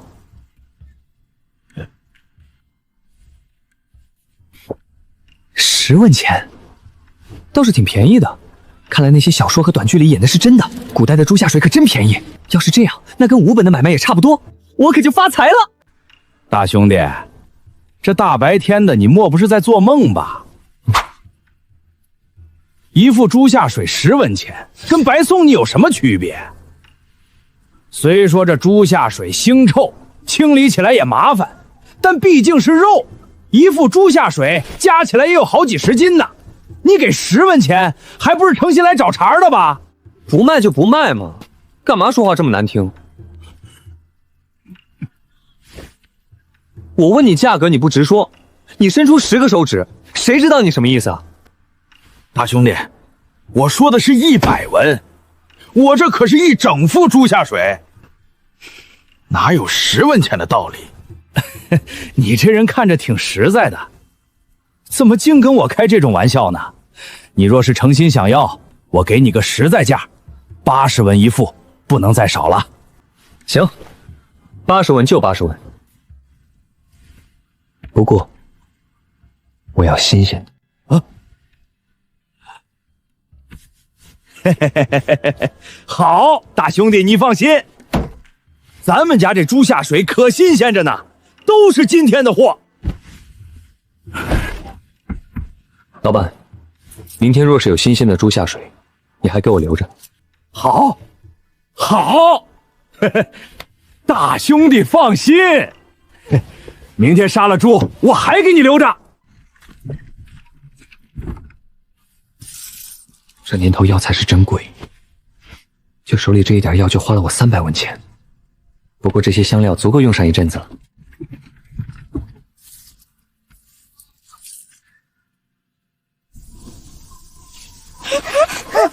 咱们在家里等着爹。爹昨天说了，他出去做生意，咱们得照顾好娘和妹妹。既然已经答应了爹，就不能反悔哦。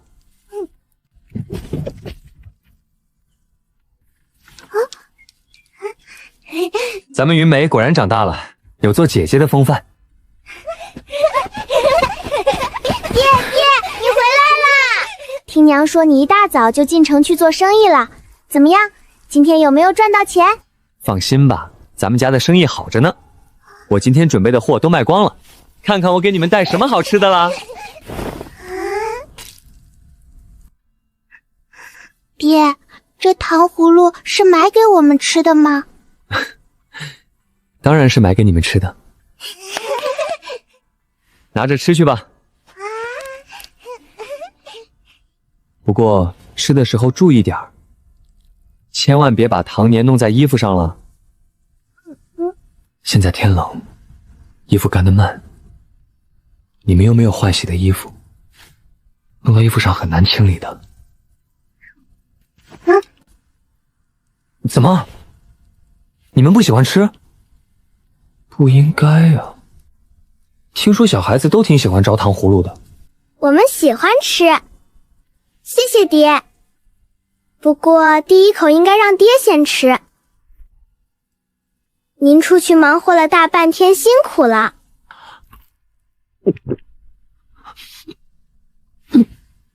这古代的糖葫芦怎么连籽都没去，能酸掉人的下巴？行了，你们吃吧，爹不爱吃糖葫芦，尝一尝就行了。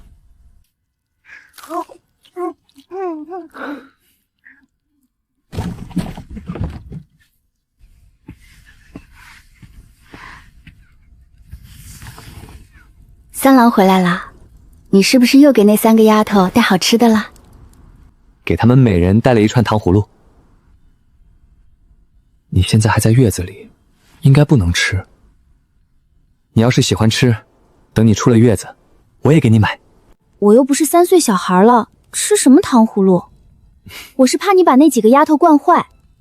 你不知道，你今天不在家，他们3个围着我问的最多的一句话就是爹什么时候回来。我是他们的亲爹，自然得疼他们了。这女儿就要教养，咱们尽可能给他们提供好的生活和条件，这样长大了才不会被那些臭小子几句花言巧语和一些蝇头小利给骗走。咱们小五今天有没有闹人？这小丫头乖得很，除了饿了和褥子尿湿了会闹人，其余时间要么睡觉，要么睁着眼自己玩。这是今天赚的银子，我没来得及细数，不过大概有3两左右，都交给你保管。这也太多了吧！就1天时间就赚这么多，要是摆上几天摊，咱们岂不是要发财了？其实也不算多，还有咱们的本钱没算进去呢。打造炉子、烧的木炭、面粉和猪下水以及人工，这些都是成本。不过就算除了这些，也还能有2两银子的结余。你看，这不就好了？咱们这也算是赶上好时候了。县里唱大戏，客流量大，卖的自然也就多，就是这么回事儿。等这几天大戏结束了，就不一定有这么好的生意了。三郎，你真要把这些银子都交给我保管吗？那是自然，你是我娘子，我赚的钱交给你保管，不是应该的吗？这些钱你先攒着，我说过，等攒够了钱，咱们就去把大牙赎回来。要是快的话，等这几天大戏结束了，这银子就能攒够。好，这些银子就先放在我这里。等攒够了钱，咱们就把云溪赎回来。也不知道那丫头这2年过得怎么样。原主造的孽，这锅也只能我来背了。那个，明天还要做生意，我先去院子里把那些猪下水清理干净，你好好休息。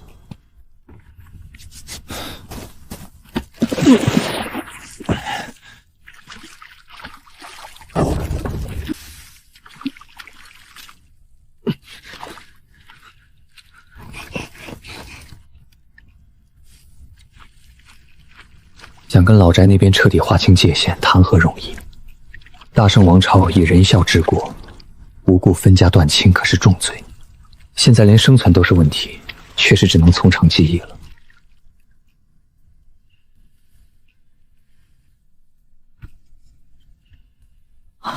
原来三哥在家呀，我来给三嫂送饭。刚从城里回来，我去给你三嫂送去吧。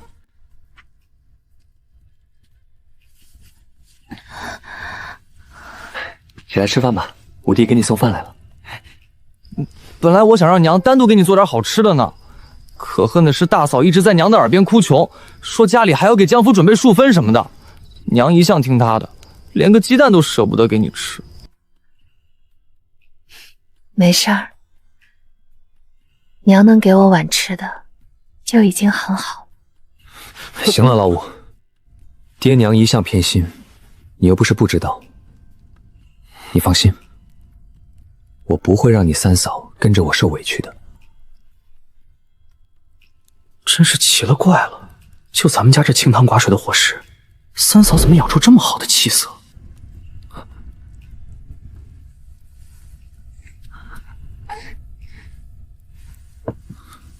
三哥，我有几句话不吐不快。你这个人就是太实在了，什么都听爹娘的。可是爹娘偏心大哥大嫂呢，有什么好东西都紧着他们。江福这些年读书更是掏空了家底，我也希望咱们家能出一个读书人，光宗耀祖。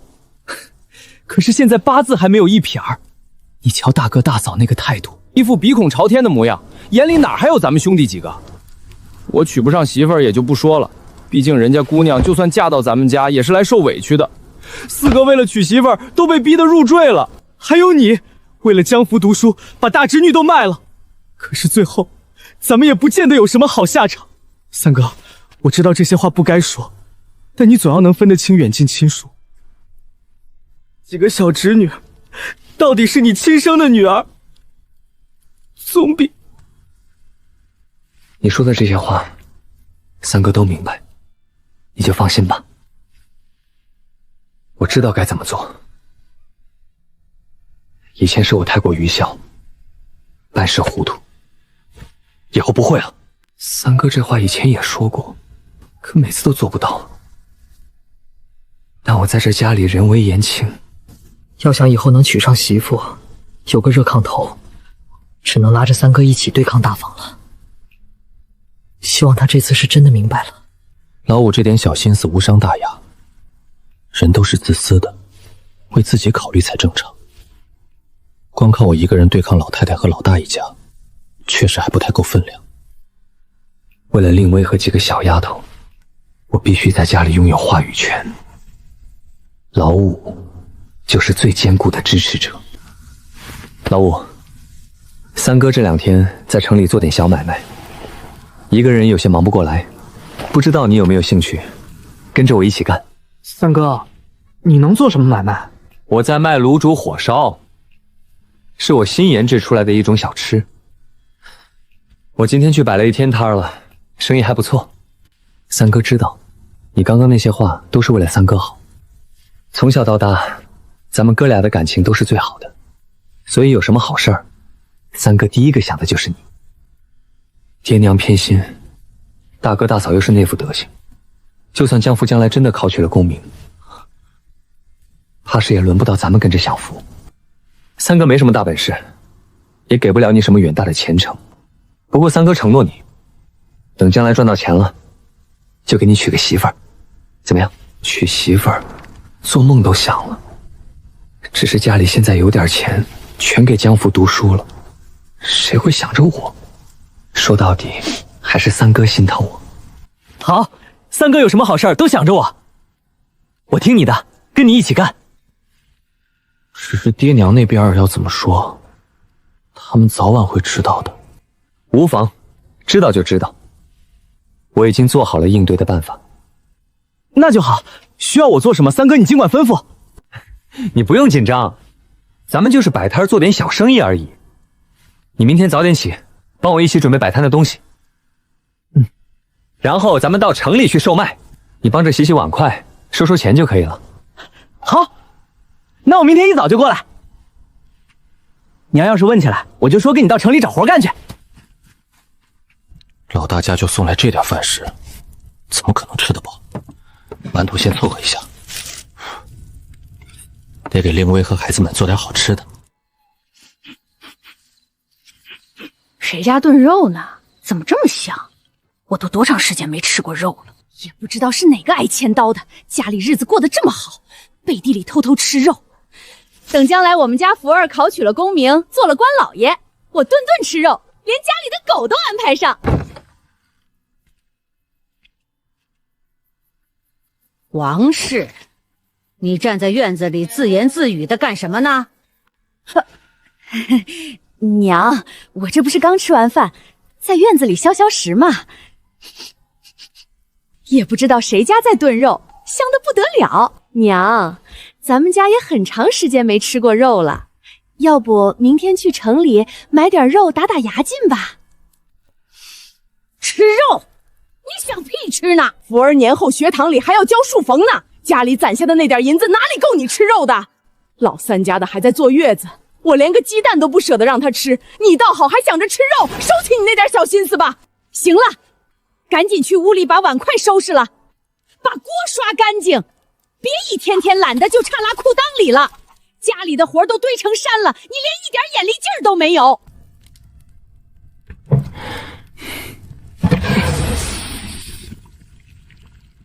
三哥，这味道也太香了吧！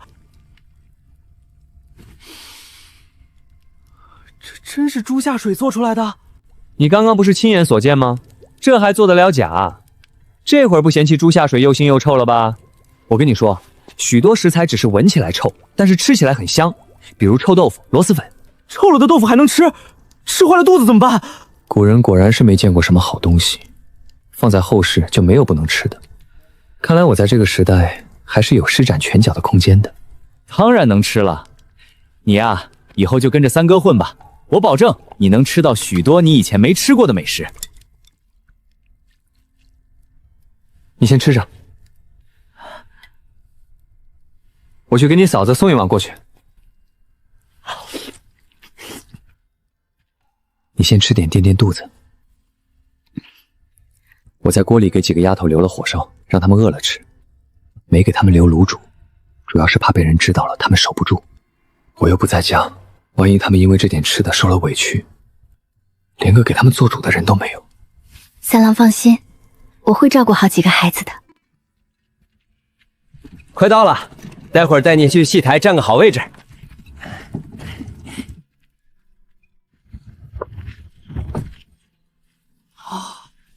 居然是庙会，还有唱戏的。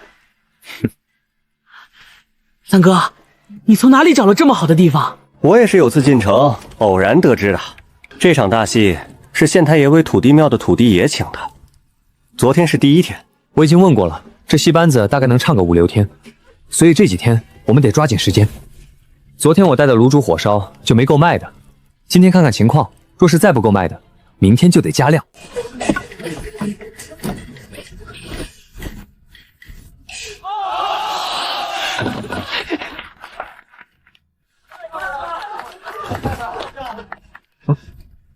老板，给我来碗卤煮火烧。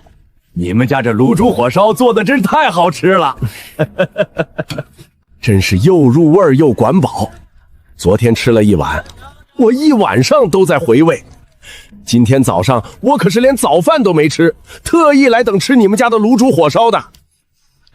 承蒙您看得起，捧场咱们家的生意，我这就给您做。今天您是第一个来吃咱们卤煮火烧的客人，我给您多放点肉。您要不要辣子？要，多放点辣子。你们家做的这个辣子也好吃，香而不辣，而且这种天气吃点辣的能冒一头汗，更加暖和。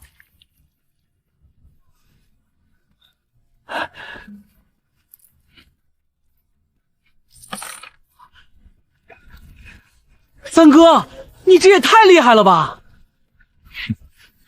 这事儿也没什么难的，熟能生巧。我昨天忙活了一天，你也可以的。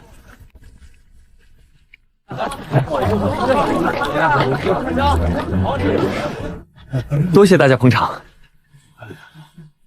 今天的卤煮火烧已经全部卖完了，你们若是有想吃的，就明天再来吧。我们明天还在这里摆摊。老板，你们能不能多做一点？你们家这卤煮火烧好吃，香味都能飘好几里地。早晨那会儿刚吃过早饭，实在是吃不下。等这会儿好不容易饿了，你们家又卖完了。感谢诸位的捧场，您这话是对我们家卤煮火烧的认可。只是这猪下水极难清理，我必须保证所有的食材都干净卫生。咱们家的猪下水用的是秘制的卤料方，里面放了许多珍贵的药材，不仅好吃，而且还滋补。每天能做出这么多，我已经尽力了。我今天回去尽量多准备些。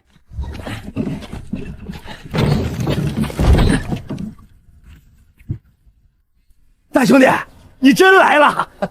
我今天有2副猪下水，你能不能都吃得下？要是你全要了，我再给你便宜10文钱。之前说好1副80文，现在2副只要150文。趁着庙会人多，赶紧多赚点，辛苦点也值了。行，这2副猪下水我都要了。不过老板，你能不能送我一些大骨头？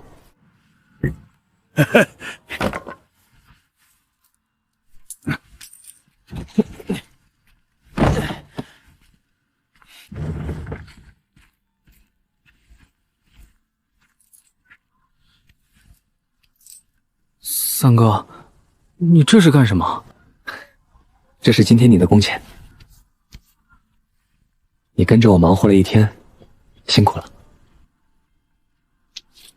三哥，咱们是亲兄弟，这钱我不能要。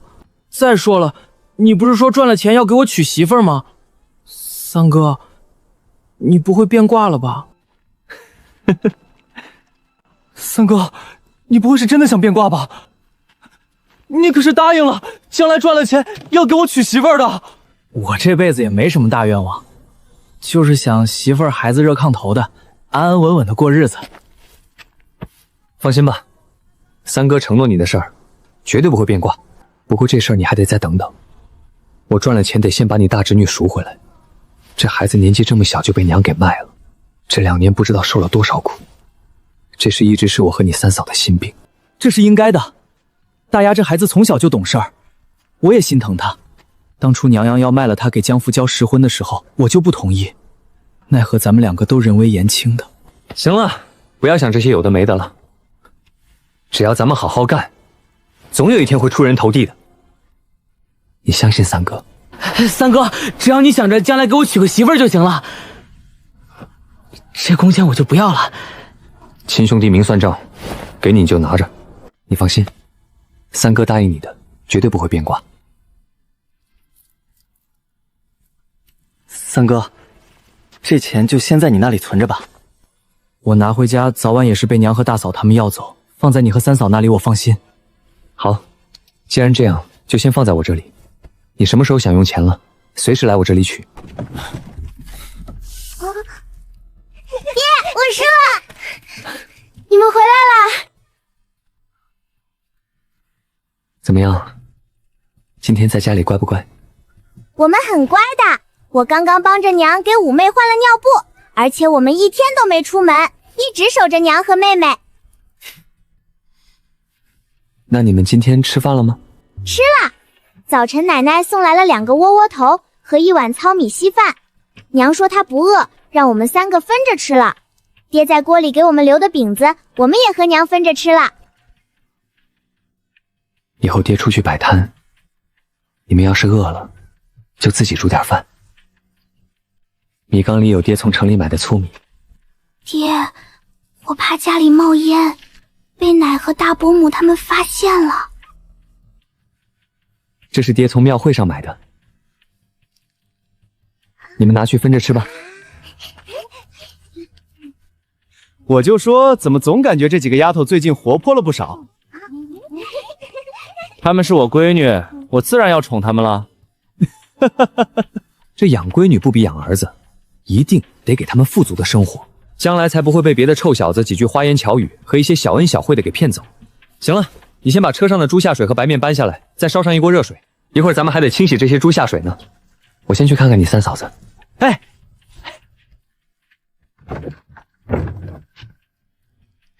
三郎，你回来了。你还在月子里，怎么开始做洗的衣服？赶紧放下，要不然用眼过度，将来会落下眼疾的。没事儿的，我生完孩子已经好几天了，你每天早出晚归的忙碌着，我不能总躺在床上，我也想为家里做点事情。我是男人，养活你们娘几个本来就是我的责任。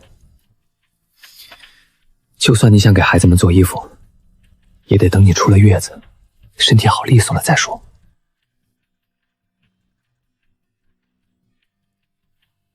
铜板太散碎了，不利于你保管，所以我就把铜板换成了散碎的银子，你收着吧。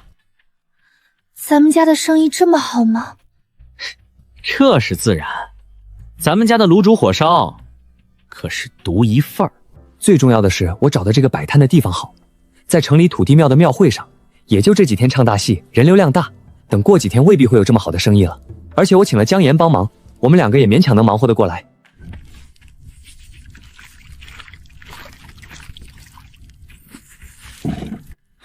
之前听人说过，有个大户人家清理猪下水用的是白面，没想到这草木灰竟然能把这猪下水上的黏液和腥臭味都吸附了。要是早知道这东西还有这用处就好了。草木灰是碱性的，用处多的是，可不止这一件。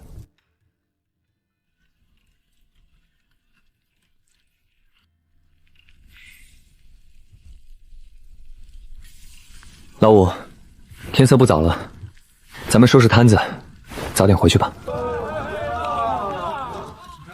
我看着这日头还挺高的，要不咱们再等等？恐怕不行。咱们收了摊之后，还要去采买明天需要的食材，回去还得清理呢。另外，你嫂子和几个孩子单独在家，我不放心。行，那咱们现在就收摊。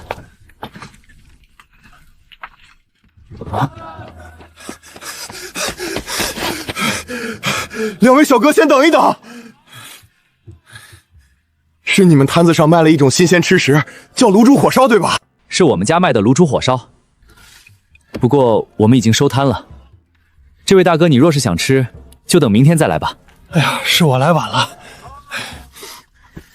不瞒你说，是我们家老爷听说最近庙会这边新出了个什么卤煮火烧，特意让我来看看的。我是从东城跑过来的，没想到还是来晚了。卤煮火烧今天是没有了，不过我这里卤煮还有一些，你若是要的话，可以带回去当下酒菜。啊，行，有卤煮也行。你们还有多少？都给我吧。里面还有几根肥肠，半颗猪心和半个猪肺，都在锅里呢。您看看能不能要得完？都要了，你给我装起来吧。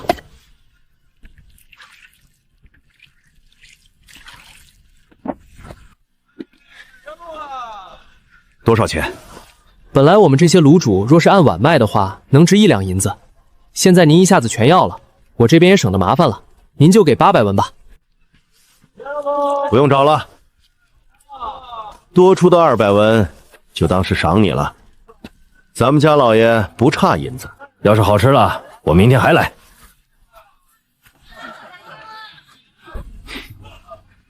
这也算是收到小费了吧？三哥，这人到底是什么来头？也太大方了吧！一下子多给了200文钱，这下咱们可赚了。行了，人家只是来买卤煮火烧的客人，没必要这么好气。姜老板，这戏曲马上就要结束了，你接下来要去哪里摆摊？还不太确定，应该会在家休息几天，等过几天再说。那你就没想过在城里搞个铺子，这样有个固定的位置，我们想吃你家卤煮火烧的时候也能找得到啊。这位大哥，您这是抬举我了，我哪有那个闲钱开铺子？不过是休息几天，到时候重新找个地方摆摊罢了。不过你的建议很好，等我攒够了足够的钱，会考虑开铺子的。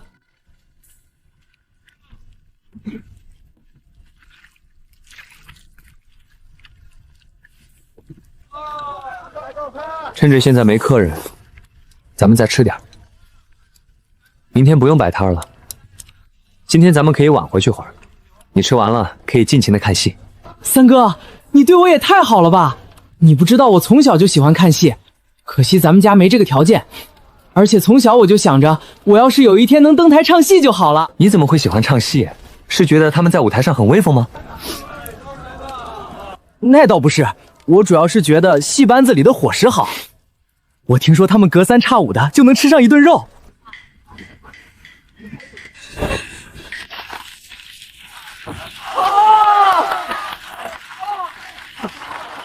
这戏唱的真不错。那是当然了，这戏班子可是玉明堂，有名的很。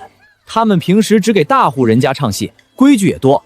戏班子里有不少名角呢，这也就是咱们县太爷亲自下帖子去请的，人家玉明堂的班主才给几分脸面的。那倒也是，咱们是沾了县太爷的光，才能听得上这么好的戏。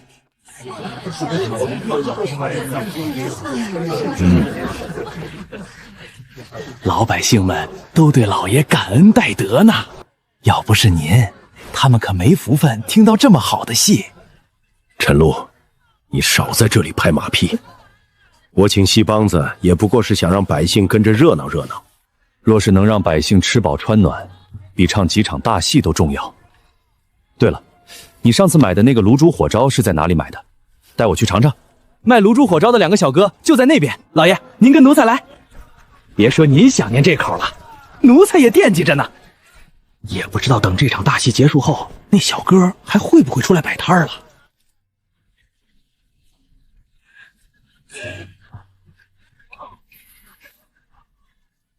三哥，你摇头干什么？难道是这戏不好看？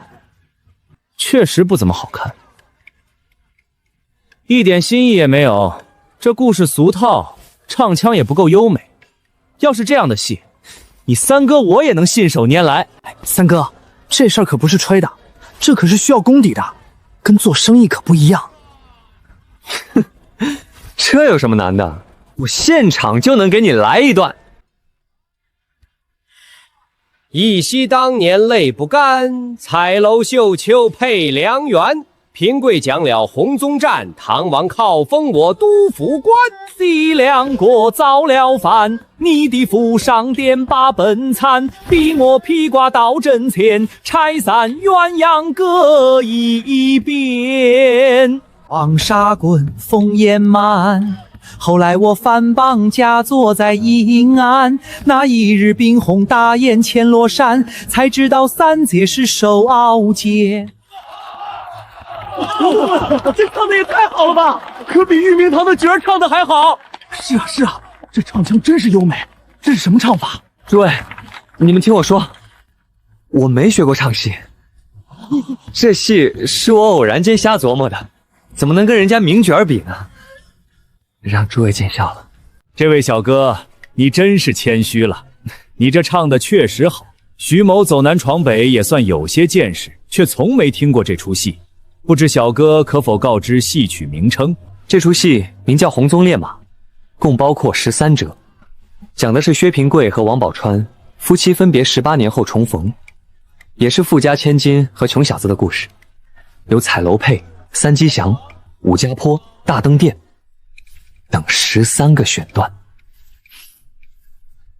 我刚刚唱的那段就是武家坡。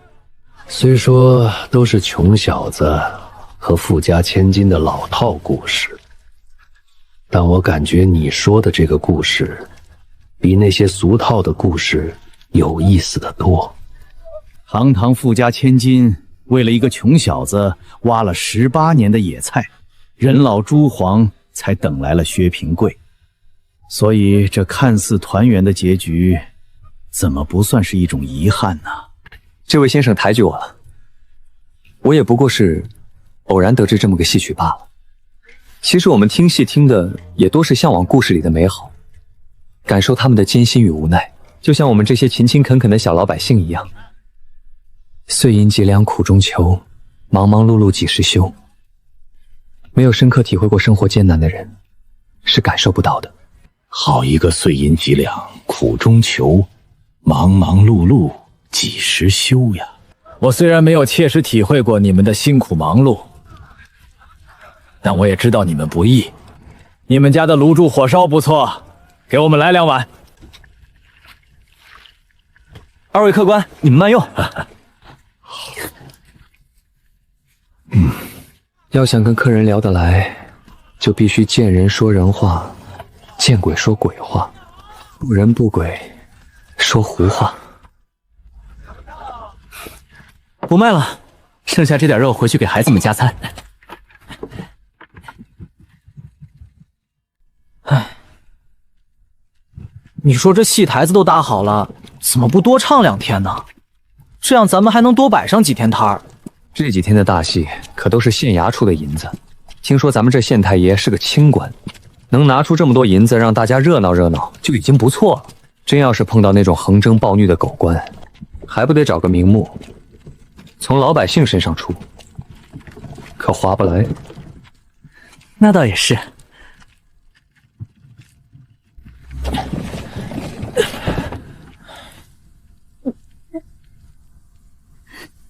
怎么了？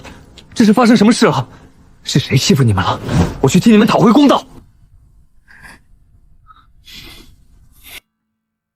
云梅，你告诉爹，到底是怎么回事？你脸上的巴掌谁打的？是大伯母打的。爹在去城里之前给我们留了2个火烧，妹妹吵着饿了，娘就让我们拿出来分着吃了。可是我们刚吃2口，大伯母就来了。她说我们偷鸡摸狗，背着家里偷吃，把我们的饼子抢走了不说，还打了我1巴掌。我娘出来跟他理论，他还骂我娘，说我娘连个带把的都生不出来，生了我们几个赔钱货，我们早晚要向大姐被卖出去。好一个王银莲，我真是给他脸了。看来他把我上次说的话当成耳旁风了。你等着，爹就给你们出气去。五爹，你赶紧去看看，别待会儿真出什么事儿了。好，我这就去看看。三嫂，你别着急。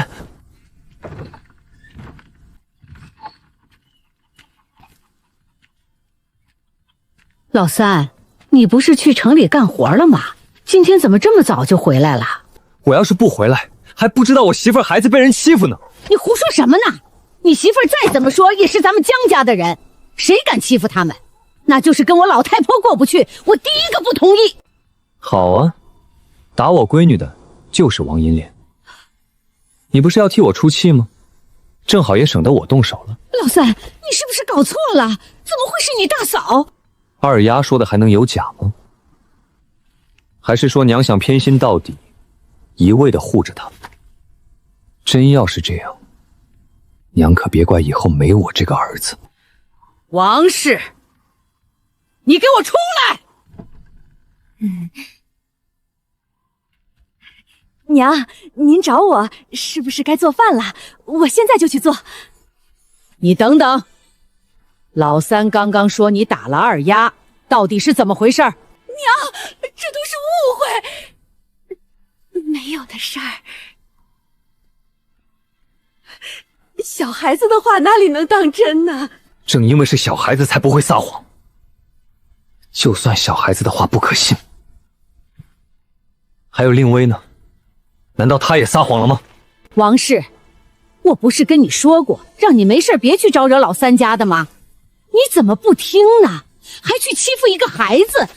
你是把我的话当成耳旁风了？娘，我既然是长辈，那丫头做错了事儿，我当然有资格教训她了。您不知道，她在背地里偷吃，她可是女孩子，从小若是品行不端正，将来可怎么嫁人？什么偷吃？那丫头偷吃什么了？是白面饼子，也不知道那丫头是从哪里偷来的。这要是被村里人发现了，指不定在背后怎么诋毁咱们家呢。娘，我也是为了咱们家的名声考虑。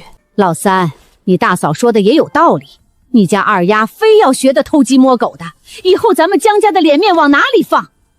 福儿可是读书人，将来是要科举考试的。好一个倒打一耙！我见过许多不要脸的人，却没见过像你这么无赖的。我们家云梅什么品行，我比你清楚。你说她偷鸡摸狗，你拿出证据来，要不然可别怪我不客气。证据？要什么证据？那丫头已经被我逮个正着了，难道还能冤枉她？哦，既然这样，那你说说，她是偷谁家的鸡，摸谁家的狗了？你只要说出来，咱们就去求证。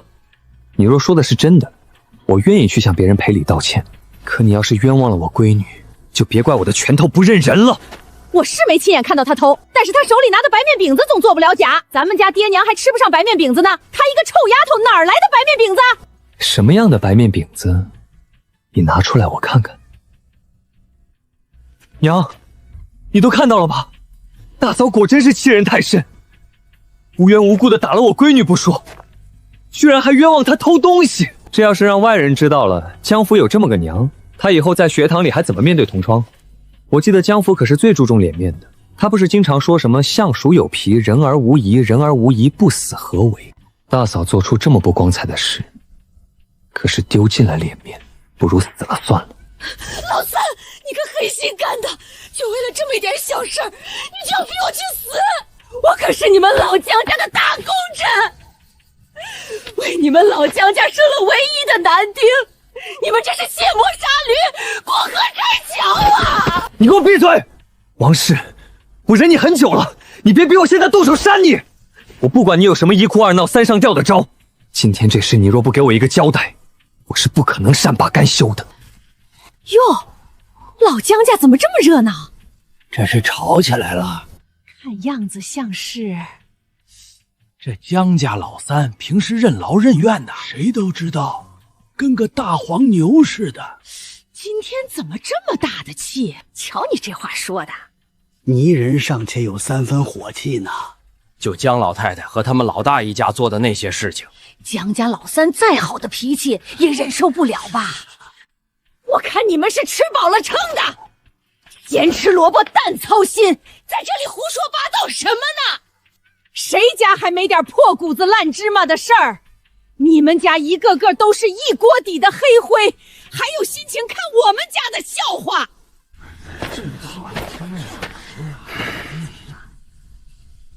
乱哄哄的，闹什么闹？还不够让外人看笑话的？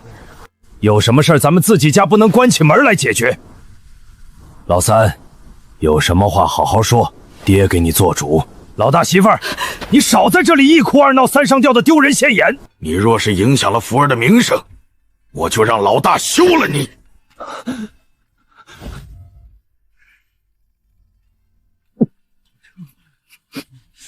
你们都跟我到屋里来。三弟是铁了心的要跟我作对吗？你就不考虑以后吗？你可是连个后嗣都没有的，真是个蠢货。都这个时候了，还以为我在乎他说的这些屁话。我有原则，不打女人，但不证明我不打男人，不使阴招，惹了我当场就得还回来。当家的，怎么了？怎么会无缘无故的摔倒？呀，你嘴巴上都是血！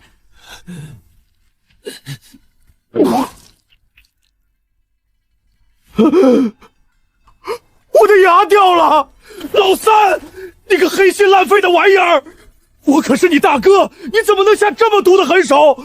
你这个目无兄长、不尊不孝的玩意儿！你看我今天不打死你！大哥，我还没找你算账呢，你自己摔倒了，结果却先倒打一耙。你跟大嫂，你俩夫妻一体，想必大嫂做的那些事情你都是知道的，该不会是报应到你身上了吧？好你个老三，真是翅膀硬了！你陷害手足了，居然还不承认！你等着，等我家福儿高中功名，第一个收拾的就是你！到时候我让你尝尝18般酷刑的滋味！他们果然没想着善待原主，只有冤枉你的人，才知道你究竟有多冤枉。今天我就让你们作茧自缚。大哥终于说出了真心话，原来你们说的那些举全家之力供江福读书，将来他功成名就了，大家都跟着享福的话，一直都是骗我们的。可怜我眼下心忙，居然信以为真。为此我还同意送走自己的亲生孩子，我真是该死啊！哎呀，这江家老大可真不是个东西，居然能说出这种话。是啊，是啊，谁不知道江家老三为了侄子读书付出了多大的代价，自己的亲闺女都能卖，到头来居然落得这样的下场。这个情况还没考中功名呢，江老大就这样猖狂，他儿子这要考中了，那还不得上天？你以后也多长点心吧，放着自家的闺女不疼，去疼什么侄子？我看你也是活该。大家说的对，是我活该。以前都是我识人不清，以后绝对不会了。老大，你胡说八道什么呢？老三为了这个家出了多少力？为了江湖读书，牺牲了多少？你还有没有一点良心？爹，您听我解释，这事真不怨我，是老三他背地里下黑手，他故意使绊子绊我的。老三，我刚刚就是气急之下才胡说八道的，你跟大家解释一下，是不是你先伸腿绊我的？都这个时候了，大哥还要冤枉我？你若是非要把这事栽赃到我身上，我认下就是了，省得让外人看笑话。这么多年，我终究是错付了。我知道这事儿我能作证。五弟，太好了，我就知道肯定能有人还大哥清白的。你快告诉大家和爹娘，就是你三哥把我绊倒的，我并没冤枉他，对不对？我刚刚看得很清，我三哥和大哥有一段距离，根本没有伸脚使绊子，明明是大哥他自己摔倒的，还非要把锅扣到三哥的头上，肯定是大哥对前几天三哥不让二丫给大哥大嫂洗衣服的事情不满意，故意冤枉三哥的。你们两个是一伙的，你们居然合起伙来欺负我！老五，老三给了你什么好处，让你这么帮着他？难道就因为他带你去城里干了几天体力活，你就向着他了？我劝你别目光这么短浅，等我们家福儿考上了功名，做了官老爷，可是有享不尽的荣华富贵的。五弟，三哥知道你这人性子直，爱说实话，但是大哥说的对，他们将来是要做官老爷的。你现在帮着我，是在跟他们作对。万一他将来报复你，可怎么办？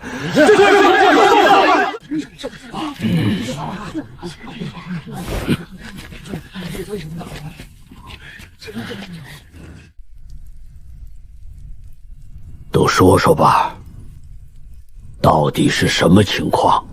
我大嫂跑到我家里打了我闺女，还诬陷她偷鸡摸狗。这事爹娘若是不给我一个交代，今天咱们就正式分家。混账！你说的这是什么混账话？父母在不分家，你把孝道放在了何处？父慈子孝，爹娘眼里有我这个儿子，我才能孝顺。若是你们眼里压根没有我这个儿子，我又何必强求呢？但是法外还要讲究人情呢，到时候咱们就让县太爷来断断是非。若真是我的错，我愿意接受官府的一切惩罚。到时候也让大家都看看江府有这样的父母，他如何在县学里读书。王氏，你个搅家精！事情都是因你而起，今天你就跟老三一个交代，要不然我就让老大休了你，把你送回娘家去。爹，您不能这么绝情啊！我可是福哥的亲娘，给你们老江家生了唯一的男丁，你们不能这么对我的。你要不是福哥的亲娘，我早就让老大收理你了。这么多年你在家里作威作福，排挤兄弟，欺负弟妹，张扬跋扈。若不是福哥还要读书，难道你以为家里能容得下你？这次的事情你老老实实的交代清楚，不然别怪我不讲情面。我真没说谎，我今天本来是去看三弟妹的，结果发现几个孩子在院子里偷吃饼子，那饼子还是白面做的，烙得两面金黄，闻着就很香。我这不是害怕几个小丫头偷鸡摸狗的坏了福哥的名头，以后让他在书院里抬不起头来吗？我就借机教训了他们一顿。那白面饼子呢？你说他们偷吃白面饼子，东西在哪里？都到这个时候了，大嫂还想着隐瞒，看来压根就没打算说实话。我看还是按照爹说的，把大嫂送回娘家去吧。大哥要是不敢去，我和五弟亲自把人送走。也好让王氏的娘家知道他的德行。行，我跟三哥一道去，咱们现在就走。我看到白面饼子实在诱人，我自己吃了。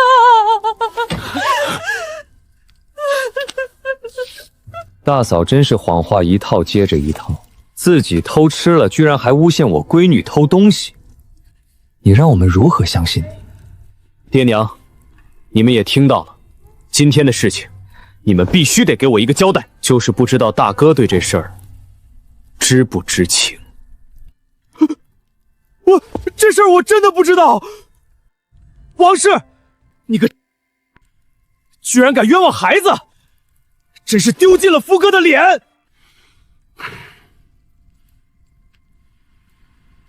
你赶紧给老三道歉，争取老三的原谅。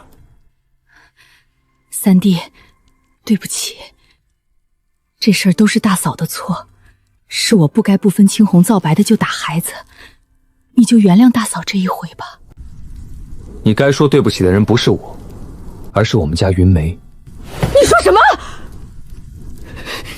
你居然让我给一个丫头片子道歉，这怎么可能？既然你不愿意，那我也没办法，就按照爹说的办吧。王氏，这事儿本来就是你做的不对，你若是不想回娘家，就去跟二丫道歉，要不然我也帮不了你。毕竟这事儿你不占理。可我毕竟是长辈，怎么能给一个丫头道歉呢？长辈，你看看你哪里有点做长辈的样子？先是跟孩子动手，后又冤枉他。这也就是看在一家人的份上，若是换成其他人，你觉得是道个歉就能了事儿的？我看你还是自己回娘家去吧，这事儿我老头可管不了了。行了，你赶紧去给二丫道个歉，这个事儿就算了了。如果老三真要闹起来，影响到的还是咱们福哥，你可别因小失大。你真要是因为这事儿被休了，将来咱们家福哥飞黄腾达了，可没你什么事儿了。对，我不能被扫地出门，要是走了，将来儿子出息了，我岂不是做不成老太君了？不能因为这事功亏一篑，等将来做了老太君，有的是办法收拾江月和他那几个丫头片子。好，这事儿都是我的错，我愿意去给二丫道歉。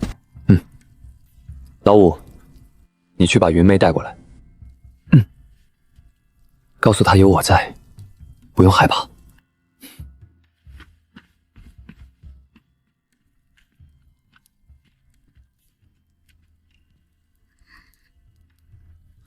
云梅，别怕，有爹在呢。今天的事，爹一定给你讨个公道。二丫，今天的事儿都是大伯母的错，我也是怕你那白面饼子是偷来的，怕你带坏妹妹们，影响了你哥哥读书人的名头，才动手打了你。大伯母在这里跟你道个歉，你就不要生大伯母的气了，好不好？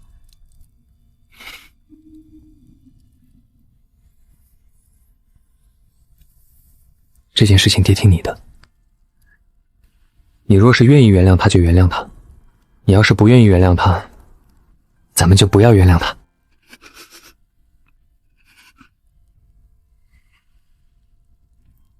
你打了我2巴掌，想让我就这么轻飘飘的原谅你，我做不到。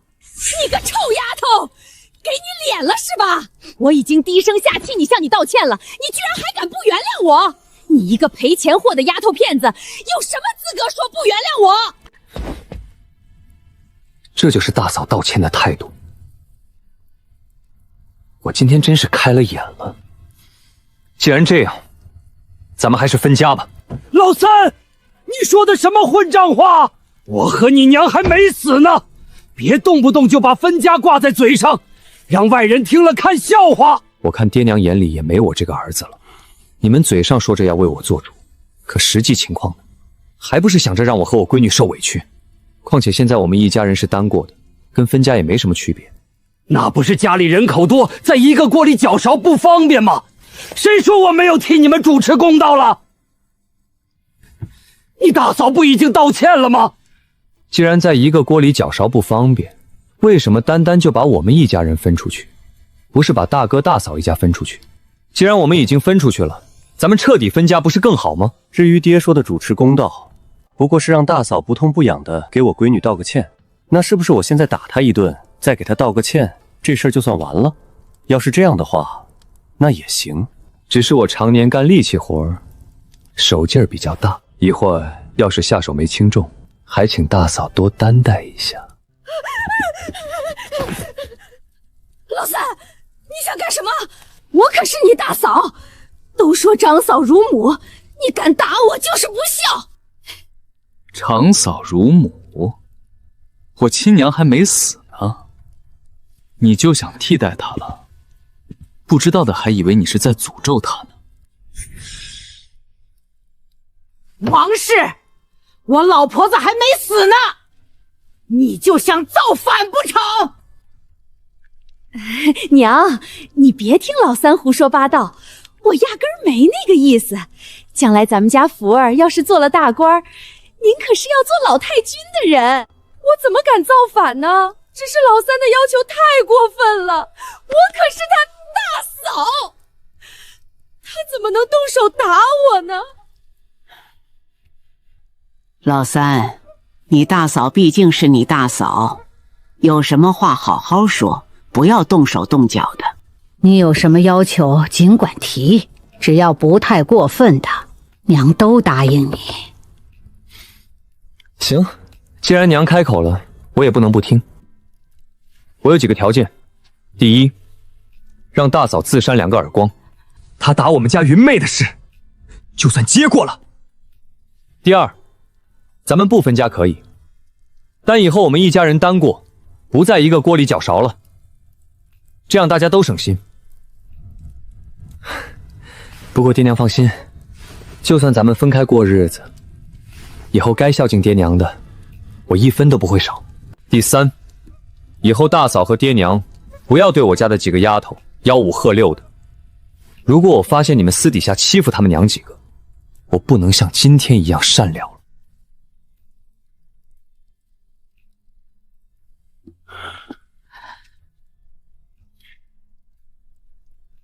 行，今天的事儿都依你，不过事先说好，将来福哥出息了，不带上你们一家子享福，你可不能反悔。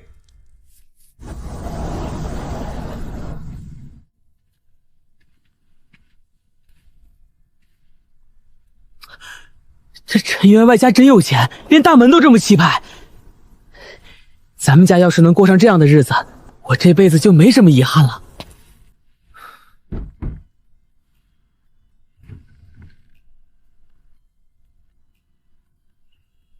要饭去别的地方，咱们府里不接待乞丐。狗眼看人低的东西，谁是要饭的？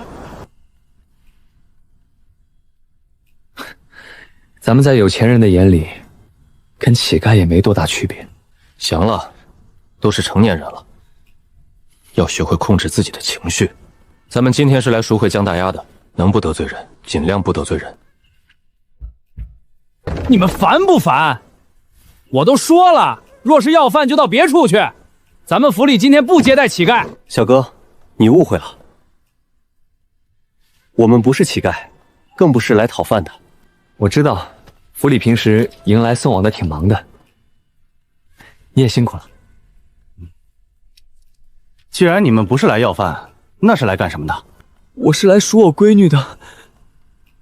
2年前她被卖到了府里当丫鬟，这2年我好不容易攒够了银子，想把她赎回去。你家闺女叫什么名字？是什么时候被卖进来的？我闺女叫江大丫，是石坳村的，2年前被卖进来的。当初我们签的是活契，说好了只要攒够赎身的银子，可以随时把人赎回去。行，既然你们是来赎人的，那就跟我来吧。我带你们去找府里的大管家，这个事儿归他管。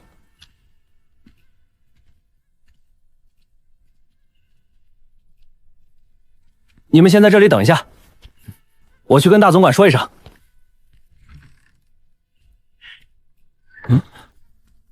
我们陈大总管说了，让你们进去呢。多谢。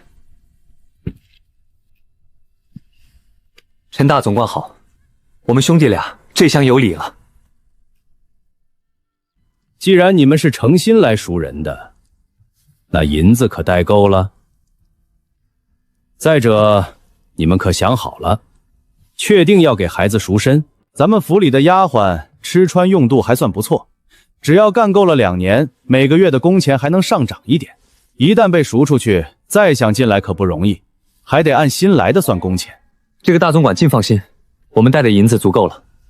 也想清楚了，孩子年龄小，做事不周全，我们做父母的也不忍心。既然这样，你们跟我来吧。府里所有下人的卖身契都在老夫人手里，你们在这等着。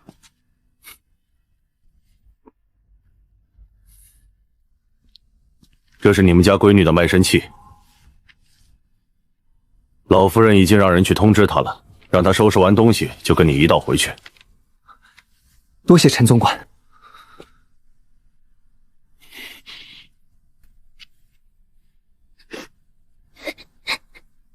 爹，爹来接你回家了。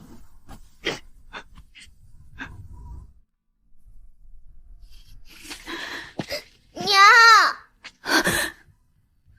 您还在月子里，去床上歇着吧。爹和五叔他们一定会把大姐接回来的。爹现在说话可算数了，不会骗咱们的。我知道你爹不会骗咱们，只是他们已经走了1上午了，到现在还没人影，见不到人，我这心里总觉得不安。